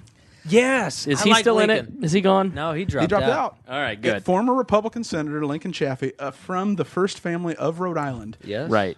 Going on railing about, literally, the grandfather of one of the first, Andrew Carnegie type families in America, the Vanderbilts, and he's on there talking about how it isn't fair and we need to regulate the Wall Street of J.P. Morgan. Him and his dad made their billions together. Yeah, it goes back even further. Yeah, to the Walkers at Walker right, Point. Right, the Bushes and they're all related. Lizard people. Hey, Bush did Yeah. 9/11. Bush did not do 9/11. Yes. Lizard people I was did 9/11. there. I've seen the documents. I'm joking. Anyway, This is not Free Talk Live. God damn it, I'm on the wrong radio. I'm not in New Hampshire. If you came here for Ian Freeman, you're in serious trouble because Son Chris of a Cantwell bitch. is down the hall in that way. He's wearing Cantwell shoes. How am I confused? He's got the dirty white New Balance with the Velcro straps. I've got the Nike Son Air of Max. a bitch. The Nike. Pedo loafers. Yeah, the Pedo loafers. Yeah. Hey, they make you run faster I got from the that- police. That Fogel swag. All right. Let's before we move on, let's take a quick Can break. we talk about switch out Democrats? boards and then give everybody a mic. Agreed. All right. Well, let's take a little break. And 3, 2, 1. All right, and we're back through the magic of editing. That 15-minute break to switch out the board so everybody has a microphone and cigarettes were smoked and beers were drank and suckers were cucked and I had a cookie.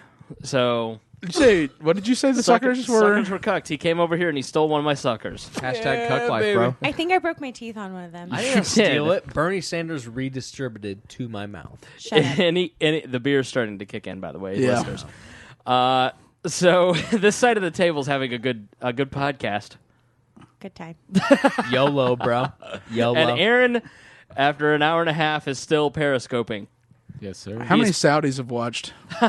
Exactly zero. We have one. Get me a Saudi and I'm going to thank him for please cut that 9/11. out? some new listeners Please. right now. It is just Jeremiah Morrill. Oh, Mittens. Last one.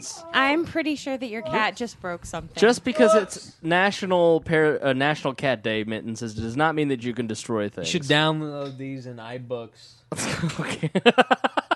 She just ruined any Damn. super All over chance years that we've you drank. would have gotten another All of book them. from the library. I know you all only have one left. Hearted. And she has shredded the headphones that Aaron is wearing, apparently. No, that was Aaron's got a nervous tick, and he always just tries to bite whatever's on his ear. I'm a picker. All right. So again, Aaron Ewert, Sam Nix, and Travis Weiss. Travis. It's Daniel Contington. And drunk. Yeah. Drunken. Greg, how are you? I'm doing well, buddy. How are you? Greg seems like he's ready to go. No, I'm not ready to go. All right. I feel Ready to bad go. because you're up very late and you get up very early. I have been up since 4:30 a.m. It is now 9:30 p.m. I did not get a nap, but I'm actually hanging in there. Have you had a shower today? I did take a shower instead of a nap. Oh, well, I've learned that taking a shower instead of a nap is actually quite the rejuvenating issue. I feel If rejuvenated. you're going to stay up, but not if you're going to go to bed. I had to fight that issue today at 2. You showered this week? I did. Yeah, it hit Praise 2, and I was Jesus. like, nap, shower, shower. I had to be around Can it people. wait till next Thursday? Is there any way? Exactly. As long as I can make it through today, then I can make it to next week. Now you're a scumbag liberal, Sam. Yes, I am. Mhm. Who are you rooting for in the presidential elections? Honestly, I'm going to sound like a terrible person, but I don't really pay attention until it gets like 9 months out. I think that's respectable. We're 12. Even 12 months out, I think that it's kind of crazy to... But primaries are going to start in January? First Republican ones, 2nd of February. Yeah, okay. So we're going to start in February. I mean, that's not a crazy pants amount of times to decide. Well, Yeah. Hillary's Can I going to be in please- jail, so... No, she's not. Shut your Elites mouth. don't go to jail. Y'all bullshit. Do No, I really like the European aspect of it. They get like 40 days or something to... I don't know if that's Oh, actually you like the correct, forced but... the forced vacation? No, it's not forced vacation. Well, it's that yeah. they are only allowed to campaign for a certain amount of time. Oh, you mean the limited? Oh, yeah. yeah, the- you just hate free Sorry. speech. Okay. God damn it. No, it's that I don't like hearing all of the debates and stuff. What you guys were talking about earlier, where it's like, how are you doing with your fantasy football team? Blah, blah, blah. They have to find filler questions so that, Substance. yeah. And so I want to actually hear about the issues because I can actually follow those.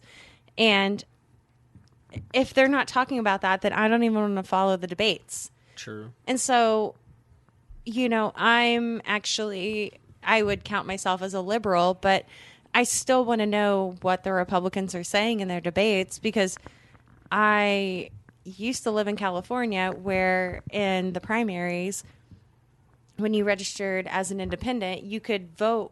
Either way. Yeah. Right. You actually, if you registered as an independent, you could select actually a candidate for, oh, here's the Republicans, here's the Democrats, and you could actually say, hey, this is the Republican I would vote for, here's the Democrat I would vote It's for. called an open primary. So, yeah, they throw all the candidates into a primary, and then it's called top two, and then the top Yes. two.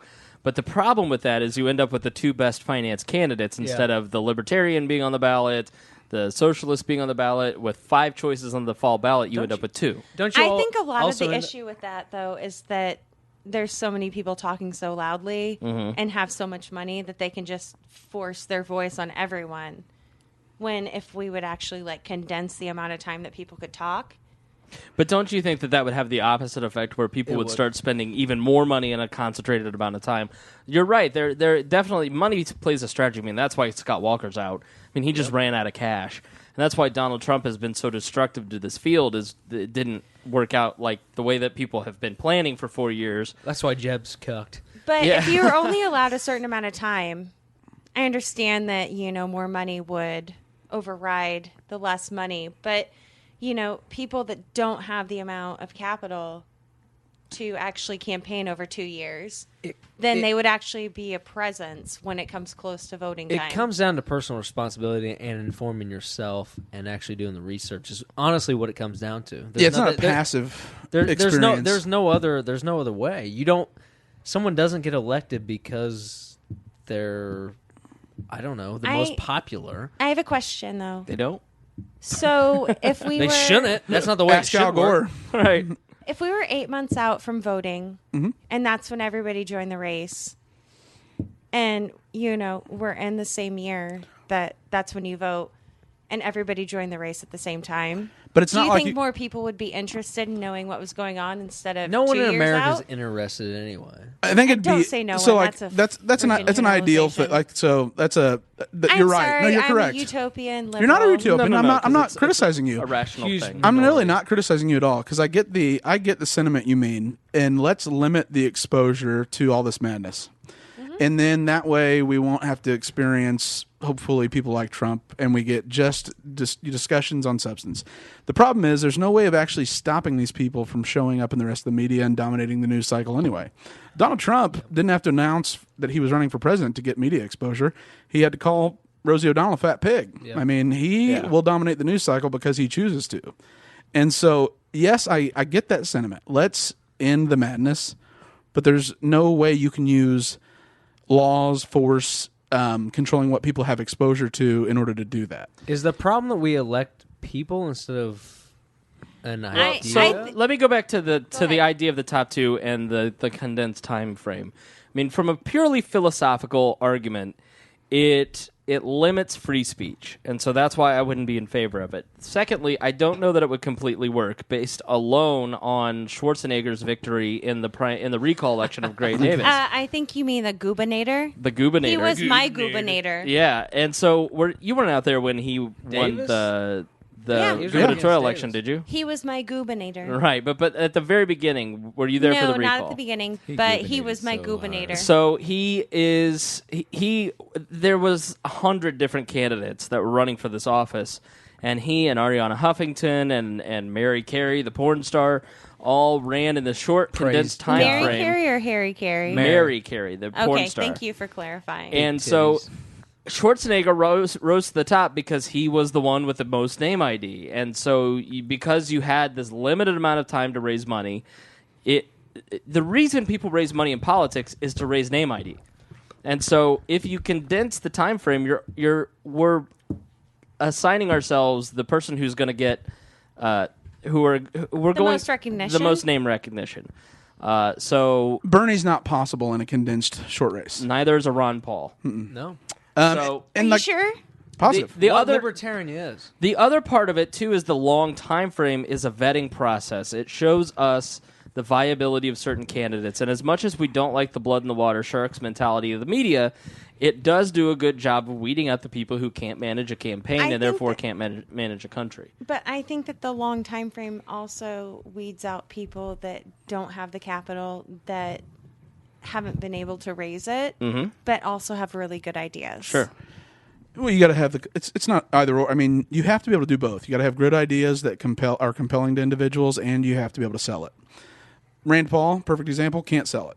Ron Paul can sell it and has great ideas. I don't like Rand Paul. I like Ron Paul. Well, they're But no different. Rand is trying And to... I asked Ron himself. Yeah, Rand is trying to run off the family name. He's not doing such a... He's disavowing his father. I He's know. a terrible Am I people not person. doing good? Is what it is. He's unlikable. Well, he's not a salesman. He's not a He's not marketer at all. and a promoter. And I I don't think Ron is either.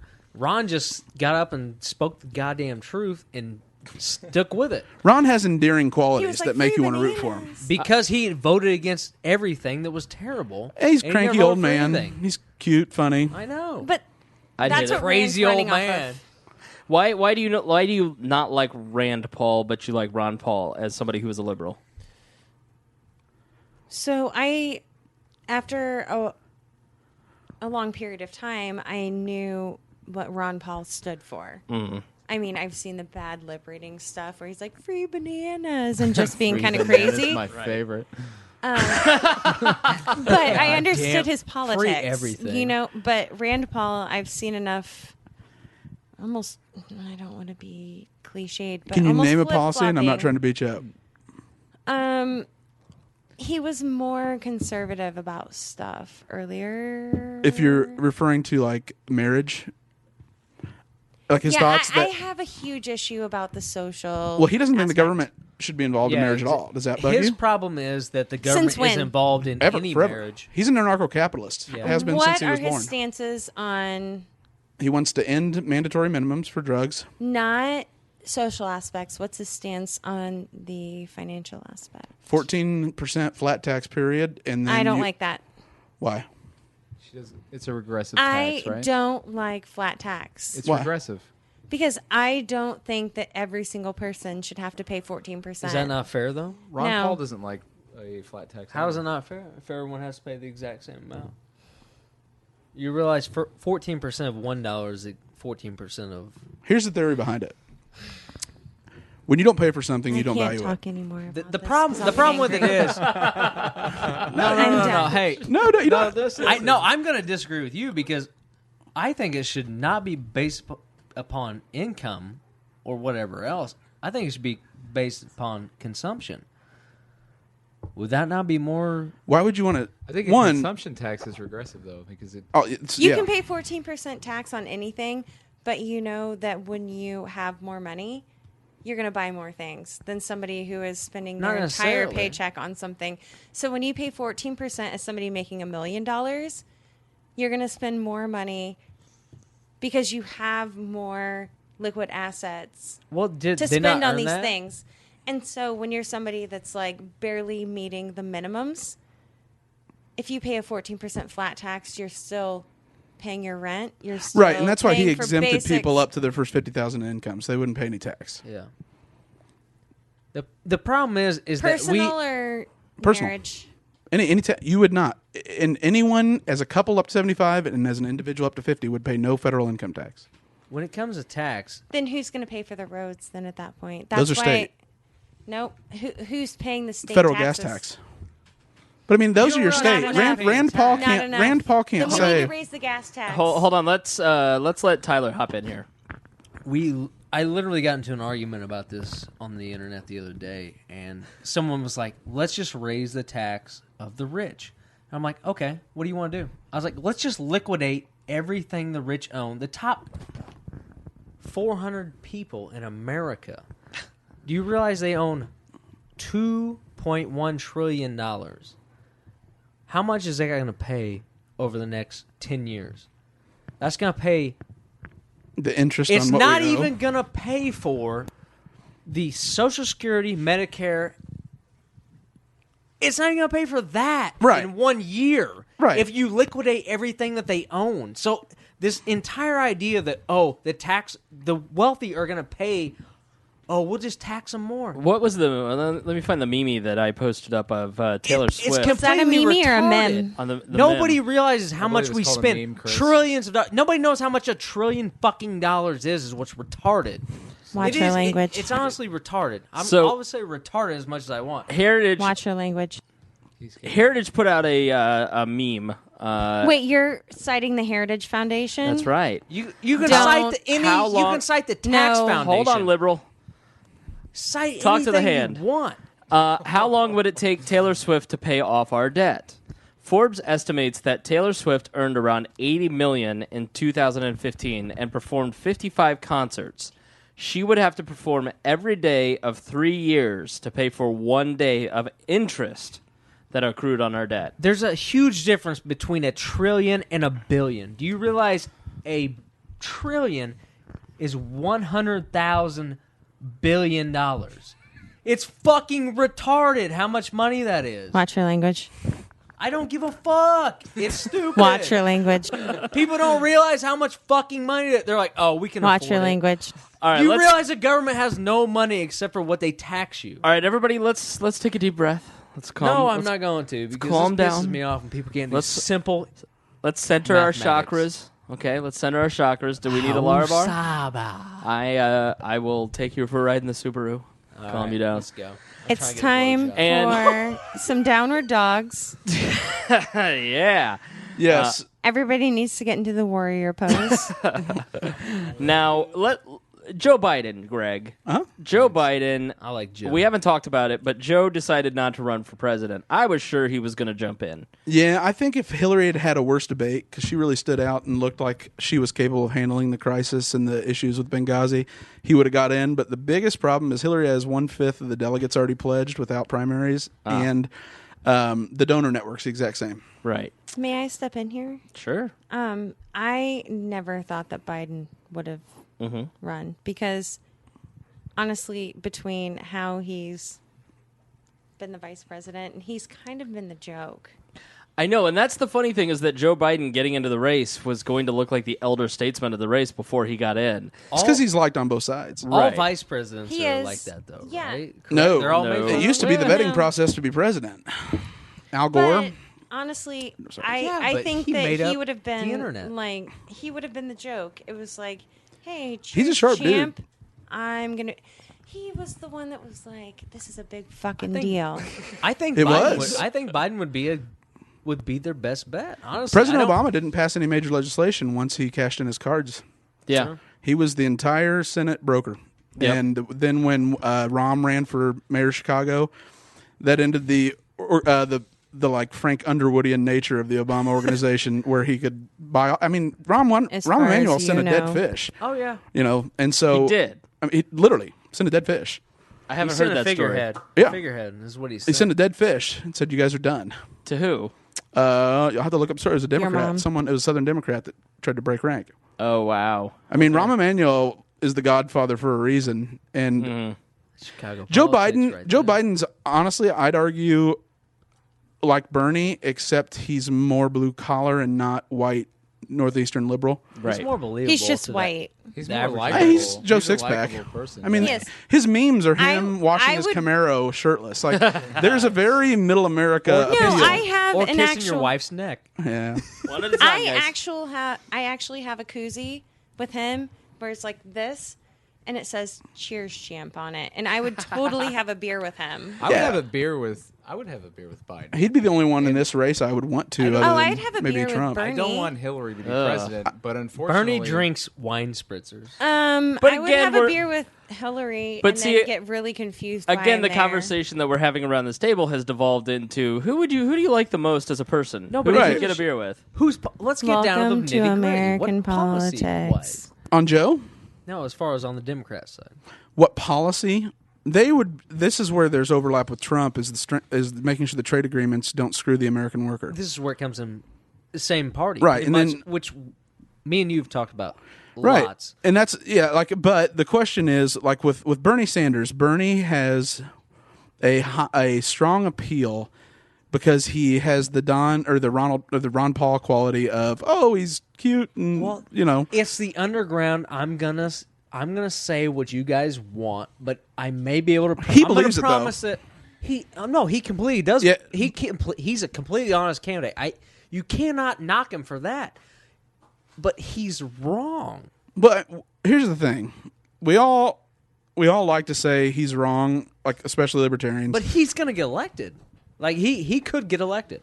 There's a possibility. Hillary Clinton No. killed a guy on her husband's she's- campaign, Roger Brown. There's no way that she's letting Are you this one sure? slip through the cracks. Oh yeah, it's already set up. Hillary's going to be the candidate. She's too presidential.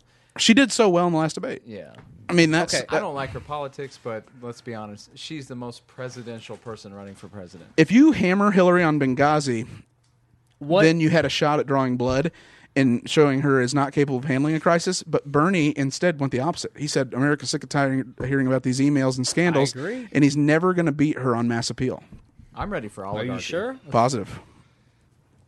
He'll never do it because people fear the Clintons. Yeah. If you piss off the Clintons, Bill doesn't trot out and go around and endorse people in tough congressional What races. happens if the FBI brings her up on charges? They're not going to. No. Elites don't Sure. go to jail. No, there's no way. No way. So She's you're above saying the it's law. completely rigged? Yeah. She's above no, the law. I think the Benghazi hearings went so poorly for the Republicans, Yeah. and they look I'm so not saying embarrassed that it's Benghazi. done. I'm talking about emails.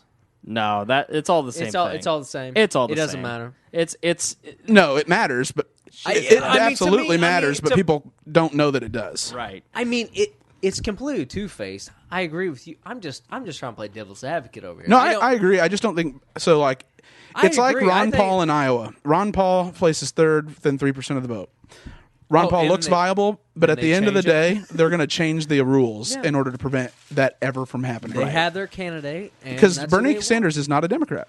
He's not. He's an independent And socialist. And the thing is, I read a lot of socialist shit, and they don't like Bernie Sanders at all. No, because he's he a Democratic socialist. He's not socialist enough. No. Well, that's always the problem with there's There's not enough government. like Gary Johnson is not libertarian enough. No, it's because he was a Republican. So there's Exactly. He's been a Republican his that's whole the life side till he that was a we're on. libertarian. We're pretty much just sitting here scratching our head, being like, "How can anybody vote for these?" No, I know that's how it is. and it's tough. Like, I believe the world works away, but I can't prove it. I cannot point to anything in this world that I say this is the way the world works, and if we Or it would just work get rid better. of government, this is how it works. I can't point to one example. right. Bernie Sanders can't point to one example where it's worked effectively because in history it's failed because you eventually run out of other people's money. So the thing is, we both have these ideals, but libertarianism community worked, right? Because communities came together and supported each other. I think it comes down to personal responsibility, and It always does. I mean that's what truly drives. If you're waiting on the government to send you a check so you can go cash it and then do whatever, I mean what is that? You're not doing? You're not contributing to society. You're doing anything. No, it actually splits it up. I know. Go ahead. You were going to say something, Aaron. Oh, I was just going to say that there's got to be more than one way to skin a cat, and the fact that we're so ideological about everything is crazy. It is, because we don't know. None of us pure. know. None of us know. Just because something worked somewhere else doesn't mean it's going to work here. Yeah, sure. There's cultural differences. There's just like Bernie bringing up the fact that, in Scandinavia it's a utopian system. Well, it's a homogenous society there. Just like Vermont, where it failed. Very And there's no diverse in Mexicans. America. Yeah. Yeah. You can't take that little tiny country that's the size, And that- population-wise of Indiana and plug it into a country 330 million. And that was what they knew With at the the founding was by if you concentrate power, it's centralized, and have one size fits all across the board, then you end up alienating people because it doesn't work because there's cultural differences in every single ethnic community. If you go back and listen to episode 91 of this podcast, you hear what happens in monopolistic bureaucracies. I mean, you hear the total paralysis, the dehumanization. No one will take responsibility for the wrongs. Right. And an individual cannot get justice, an individual cannot get Dies. help, an individual ends up dying. Would you agree that there's no perfect system? No system is perfect because it's a system. Exactly. It's full of human beings. I would totally agree. It has to be flexible because everything changes. It's not dynamic. Is there a system that you would want to live under that other people want to live under? Ideally or reality? I just want to be left alone. Sweden. I'm talking about 300 million people. They're dying right now. 300 million people. It's because they understand how I birth don't control think- works. No, literally, Sweden is bankrupting, Yeah, and the yeah. far right is rising Yeah. because they've taken too many immigrants, and their welfare system's been too helpful to too many outsiders. They're about to elect Golden Dawn, which is the Nazis. Well, you have to look at what You should Iceland did. Yeah. Read about it. Yeah. Yeah, Europe is going back to Pretty much full-fledged everything Hitler. works well. Everything works well until I just want outsiders to know introduced. how. I just want to implement their system of standing for a bus, where everybody stands 3 feet You apart want from everyone each to other. be equally poor. You mean personal body space? Yeah, I Right. freaking She's one of love those that. girls who's going to get There's one of those actually merits boxes. to that. Honestly, I don't I'm going to think- stand with my arms out and not touch you a a single hugger? friggin' person. No, No, not she at all. wants- she wants Do I body look like a space. hugger? Let's all take a moment to give Sam a hug. Has anybody I'm in her here space hugged right me? now. I have. Oh, yeah, you have. Has I anybody for- else? I Just forced my myself cock on and her. I balls, hugged her. but- I almost cried. You will accept this hug. You hug raped her? He was like, "You will Triggered. hug me," and I so was triggered. like, "I can." And then we ate Jello together. Yeah, we did. Oh, that's was racist. scary. Whoa, boy. Did you feel woozy actually, after? it was pudding. Put him dick in your ass. Pudding pops. Oh, man. On that note, As far the Democrat debate, what are you going to say? Lincoln Chaffee, old, white, rich, historical family, boring. right. Jim Webb How about Jim is Webb, the old. though? He's the old Democratic Party, but he's got skeletons in his closet you wouldn't believe, so he has to get out. And he's never going to. He's too far Did he behind. not sound halfway rational, though, when they were asking him questions? Who, Right. Jim Webb? Yeah. Yeah. He just like, God damn it, I'm a war hero. I know. I killed him. I know. But Right, but he has the masculine appeal, and he's Listen the to war me. background, I didn't- and nobody a history of bipartisanship. I know. But that's not that would have been John Edwards. The Democratic Party would have picked that and John Edwards instead of Obama. playing devil's advocate over here. Come on. No, like that shows the parties are polarized because Bernie got in to make Hillary tack left. The Republicans don't have that problem. It's to the point where if you're not predicting the weather from Scripture, then you're not getting the Republican nomination. I mean, I don't know what they're predicting. The right, I honestly don't. what are their what? What does the right want, in your opinion? They don't want. There's too many split up. Theological I fascism. know. That's what I'm saying. There's too many That's what people. they want. Yeah, There's too many Honestly- people. What do you think, Until Spangle? Jesus comes What do you back. think? 1950s America. I mean, as far as what believer. Republicans want, What would get a Republican elected? Because I cannot see a Republican getting elected without saying. I think they've totally. I think if you look at the Speaker of the House race, they've totally lost sight Matt of what Ryan. it means to be a Republican. I know. Not Matt Ryan. He got traded. Yeah. Shit. Atlanta Falcons. We're talking about I'm Paul on Ryan. fantasy football. I apologize. He's on my fantasy team. Look at you, sport balling again. I know. You sport ball. Keep your balls in your pants and You know all finish about this it, political. Spangle. So let's wrap up. Yeah. Let's wrap up. Dear leader's tired.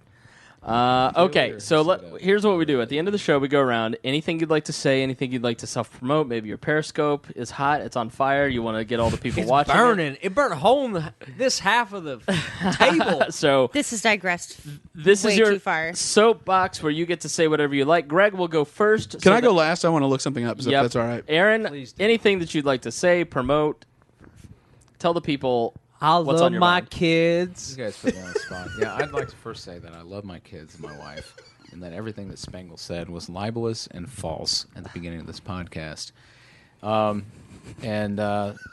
Anyways, I don't have anything else intelligent to say. I just wanted to... Yeah, you do. Yeah, I do, but I'm going to pass it off to Tyler because he's more entertaining, less intelligent, but way more entertaining. Oh, less intelligent. Listen, I've got 2 bachelor's degrees. All of them pan and pussy, but All right. Well then, That's going to just get kidding. edited out. no, it's Go not. ahead. No, nobody uses shit. Your soapbox. Say what you'd like to Soapbox. say. I don't need to say anything. I think my words speak for themselves, and I'm just up here trying to figure out, make way for whatever the hell is going on in the world. And I don't agree with any of it, honestly. I'm not voting for Ron Paul, Rand Paul, fucking Donald Trump, Carly Fiorina. Tyler becomes your drunk uncle by the end of one of these podcasts. Hey, listen, He God is now damn the it. drunkle. Let me tell you about these I am friggin' no longer Mexicans. calling How we need to Tyler build a wall, Tyler. God He is damn now it. drunkle. Podcast is digress. God damn it, Spangle. By the end of a These Tyler Mexicans podcast, have been- he's like, They've been climbing up your friggin' patio wall. You know what? God damn it! I just All want to tell these I'm joking. people Anyway. don't even understand. Listen, I'm passionate, Ay, people. Dios mío. I'm passionate about shit that can't change. And I apologize for that. mío. Hi, puppy. All right, your turn. Oh. So, ew. So I just want to say that think about what the hell you're voting for. Do not vote for the loudest voice, but actually vote for somebody that you understand and feel like you connect to on the issues. I'm up for that. That's really it. All right, Hell yeah. I do have something intelligent to say. go for it. Welcome to the party. Wow, Tyler. for the first time in 27 years. I always say, vote for your heart, because if you waste your vote on someone you don't want, There's no that such thing as wasting a vote. well, there is There no is. such thing. No. You can waste a vote on There's a someone you wasted don't vote like. when you don't know what you're voting for. Yeah, I mean, you could vote for a candidate that has no Not in chance this of society. winning, but it's not a wasted vote because you voted your heart and you can go to bed at night and lay your I head voted down. for double quilted toilet paper last time. Well, you maybe vote- you should have just picked up a pack of Charmin. If you vote for the lesser of two evils, you'll always still have the evil. evil. So why? Don't vote. Why even go? Don't vote. That's what I'm saying. All right, Greg. Yeah, probably the most important news announcement that got missed by probably a lot of people was that the Fed decided to keep the interest rates unchanged. Oh, yeah. And it's going to perpetually be like that. That is extremely dangerous. Right now, we're crowding out private investment. We have made no difference. Monetary policy as a tool for spurring on employment growth has failed. And what we're going to do is create the next bubble by propping things up right now, unless you have someone with the guts and political courage in order to pull out all the excess money in the supply. And right now, it looks really, really bad Grim. that you have a Republican-controlled House. You have the head of or Janet Yellen, the governor of the Federal Reserve. She believes that if we just keep printing money, then people go back to work. That hasn't worked. Right. Labor participation rates continues to go down, and Republicans sure as hell aren't Keynesian and going to go say, let's rebuild the roads, pass a big infrastructure program. So you're looking at economic stagnation because of politics and because of disproven philosophies. And if there's ever the thought that government can fix things, that government can, all these really smart people work in government, they're all working towards the same ideals and to help people's lives. What ends up happening is, yes, I think people are attracted to it for that reason. They get there and they have something to lose. Mm-hmm. And so then it becomes about towing the line. And then you get corruption. And then you get a $750,000 job offer to work at Patton Boggs as a lobbyist. Right. And you do all these things that perversely incentivize corruption. And yet no, at the Democratic debate or at the Republican debate or the Democratic debate, no one talked about. Everyone just the assumption is government works. Right. Not once was it ever brought up. Thank you. Maybe the ideal government works, but I've met the director of the Bureau of Labor Statistics. He's kind of a moron, Right. Or like FEMA, like Brownie, hell of you're a doing job, Brownie. Yeah. This We need guy's taxes. greatest accomplishment to that point was like. I was going to say jacking off horses, but that was basically it. And, Building as an trailers. Arabian, Stroking yeah. off horses. So these are the Amish best style. and the brightest that go on to lead these organizations that can destroy the lives of everyone they touch. Right. And yet, when a prophet comes along and spouts off about, it's just about how I feel and my ideals, and this is what we can accomplish together, that works on voting day, and it dies 3 weeks later when Right. appointments come out. Right. And so, don't be the person that puts down liberals. Don't be the person that berates them. Be the person that helps them come around to the point, well, shit, that didn't really work, but surely more of the same isn't going to work either. Yeah. And maybe help them come around to the point that if we just can get government out of people's lives, we can actually make a difference. Yep. Might I interject here? Sure. That maybe we could find middle ground.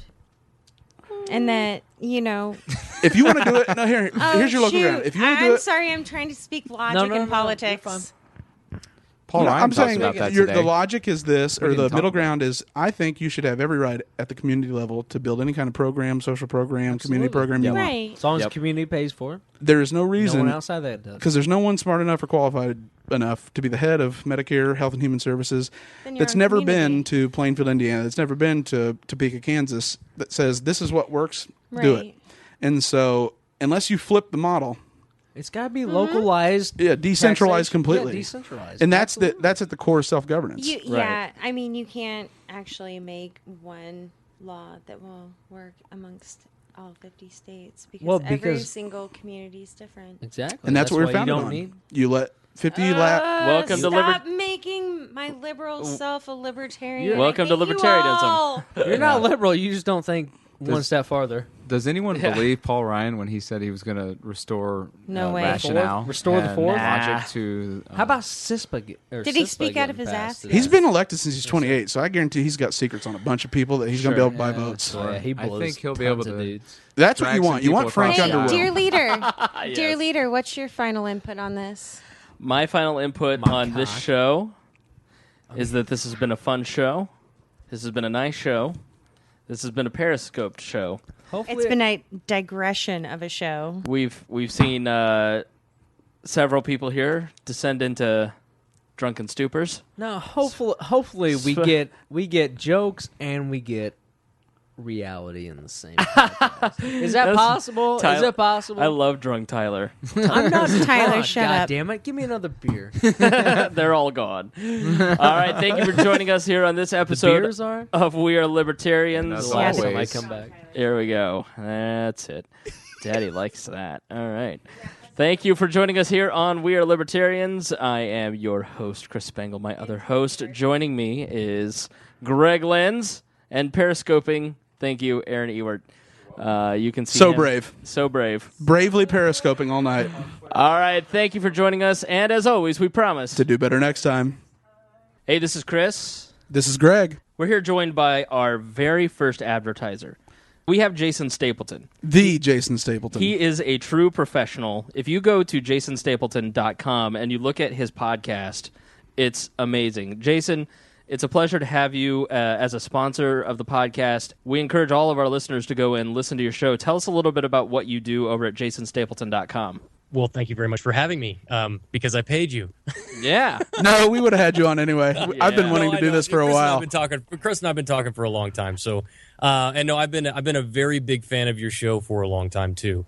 And I was telling Chris before the show started, what I really like about your show is I feel like I'm sitting in the living room with you guys, and I feel like it is just a filterless conversation about what's happening in the world from a libertarian perspective. And And I think we need more of that. And I just really like your perspective and what you guys bring to the table. So it's a good show. Do we have to pay you now? Is that how this works?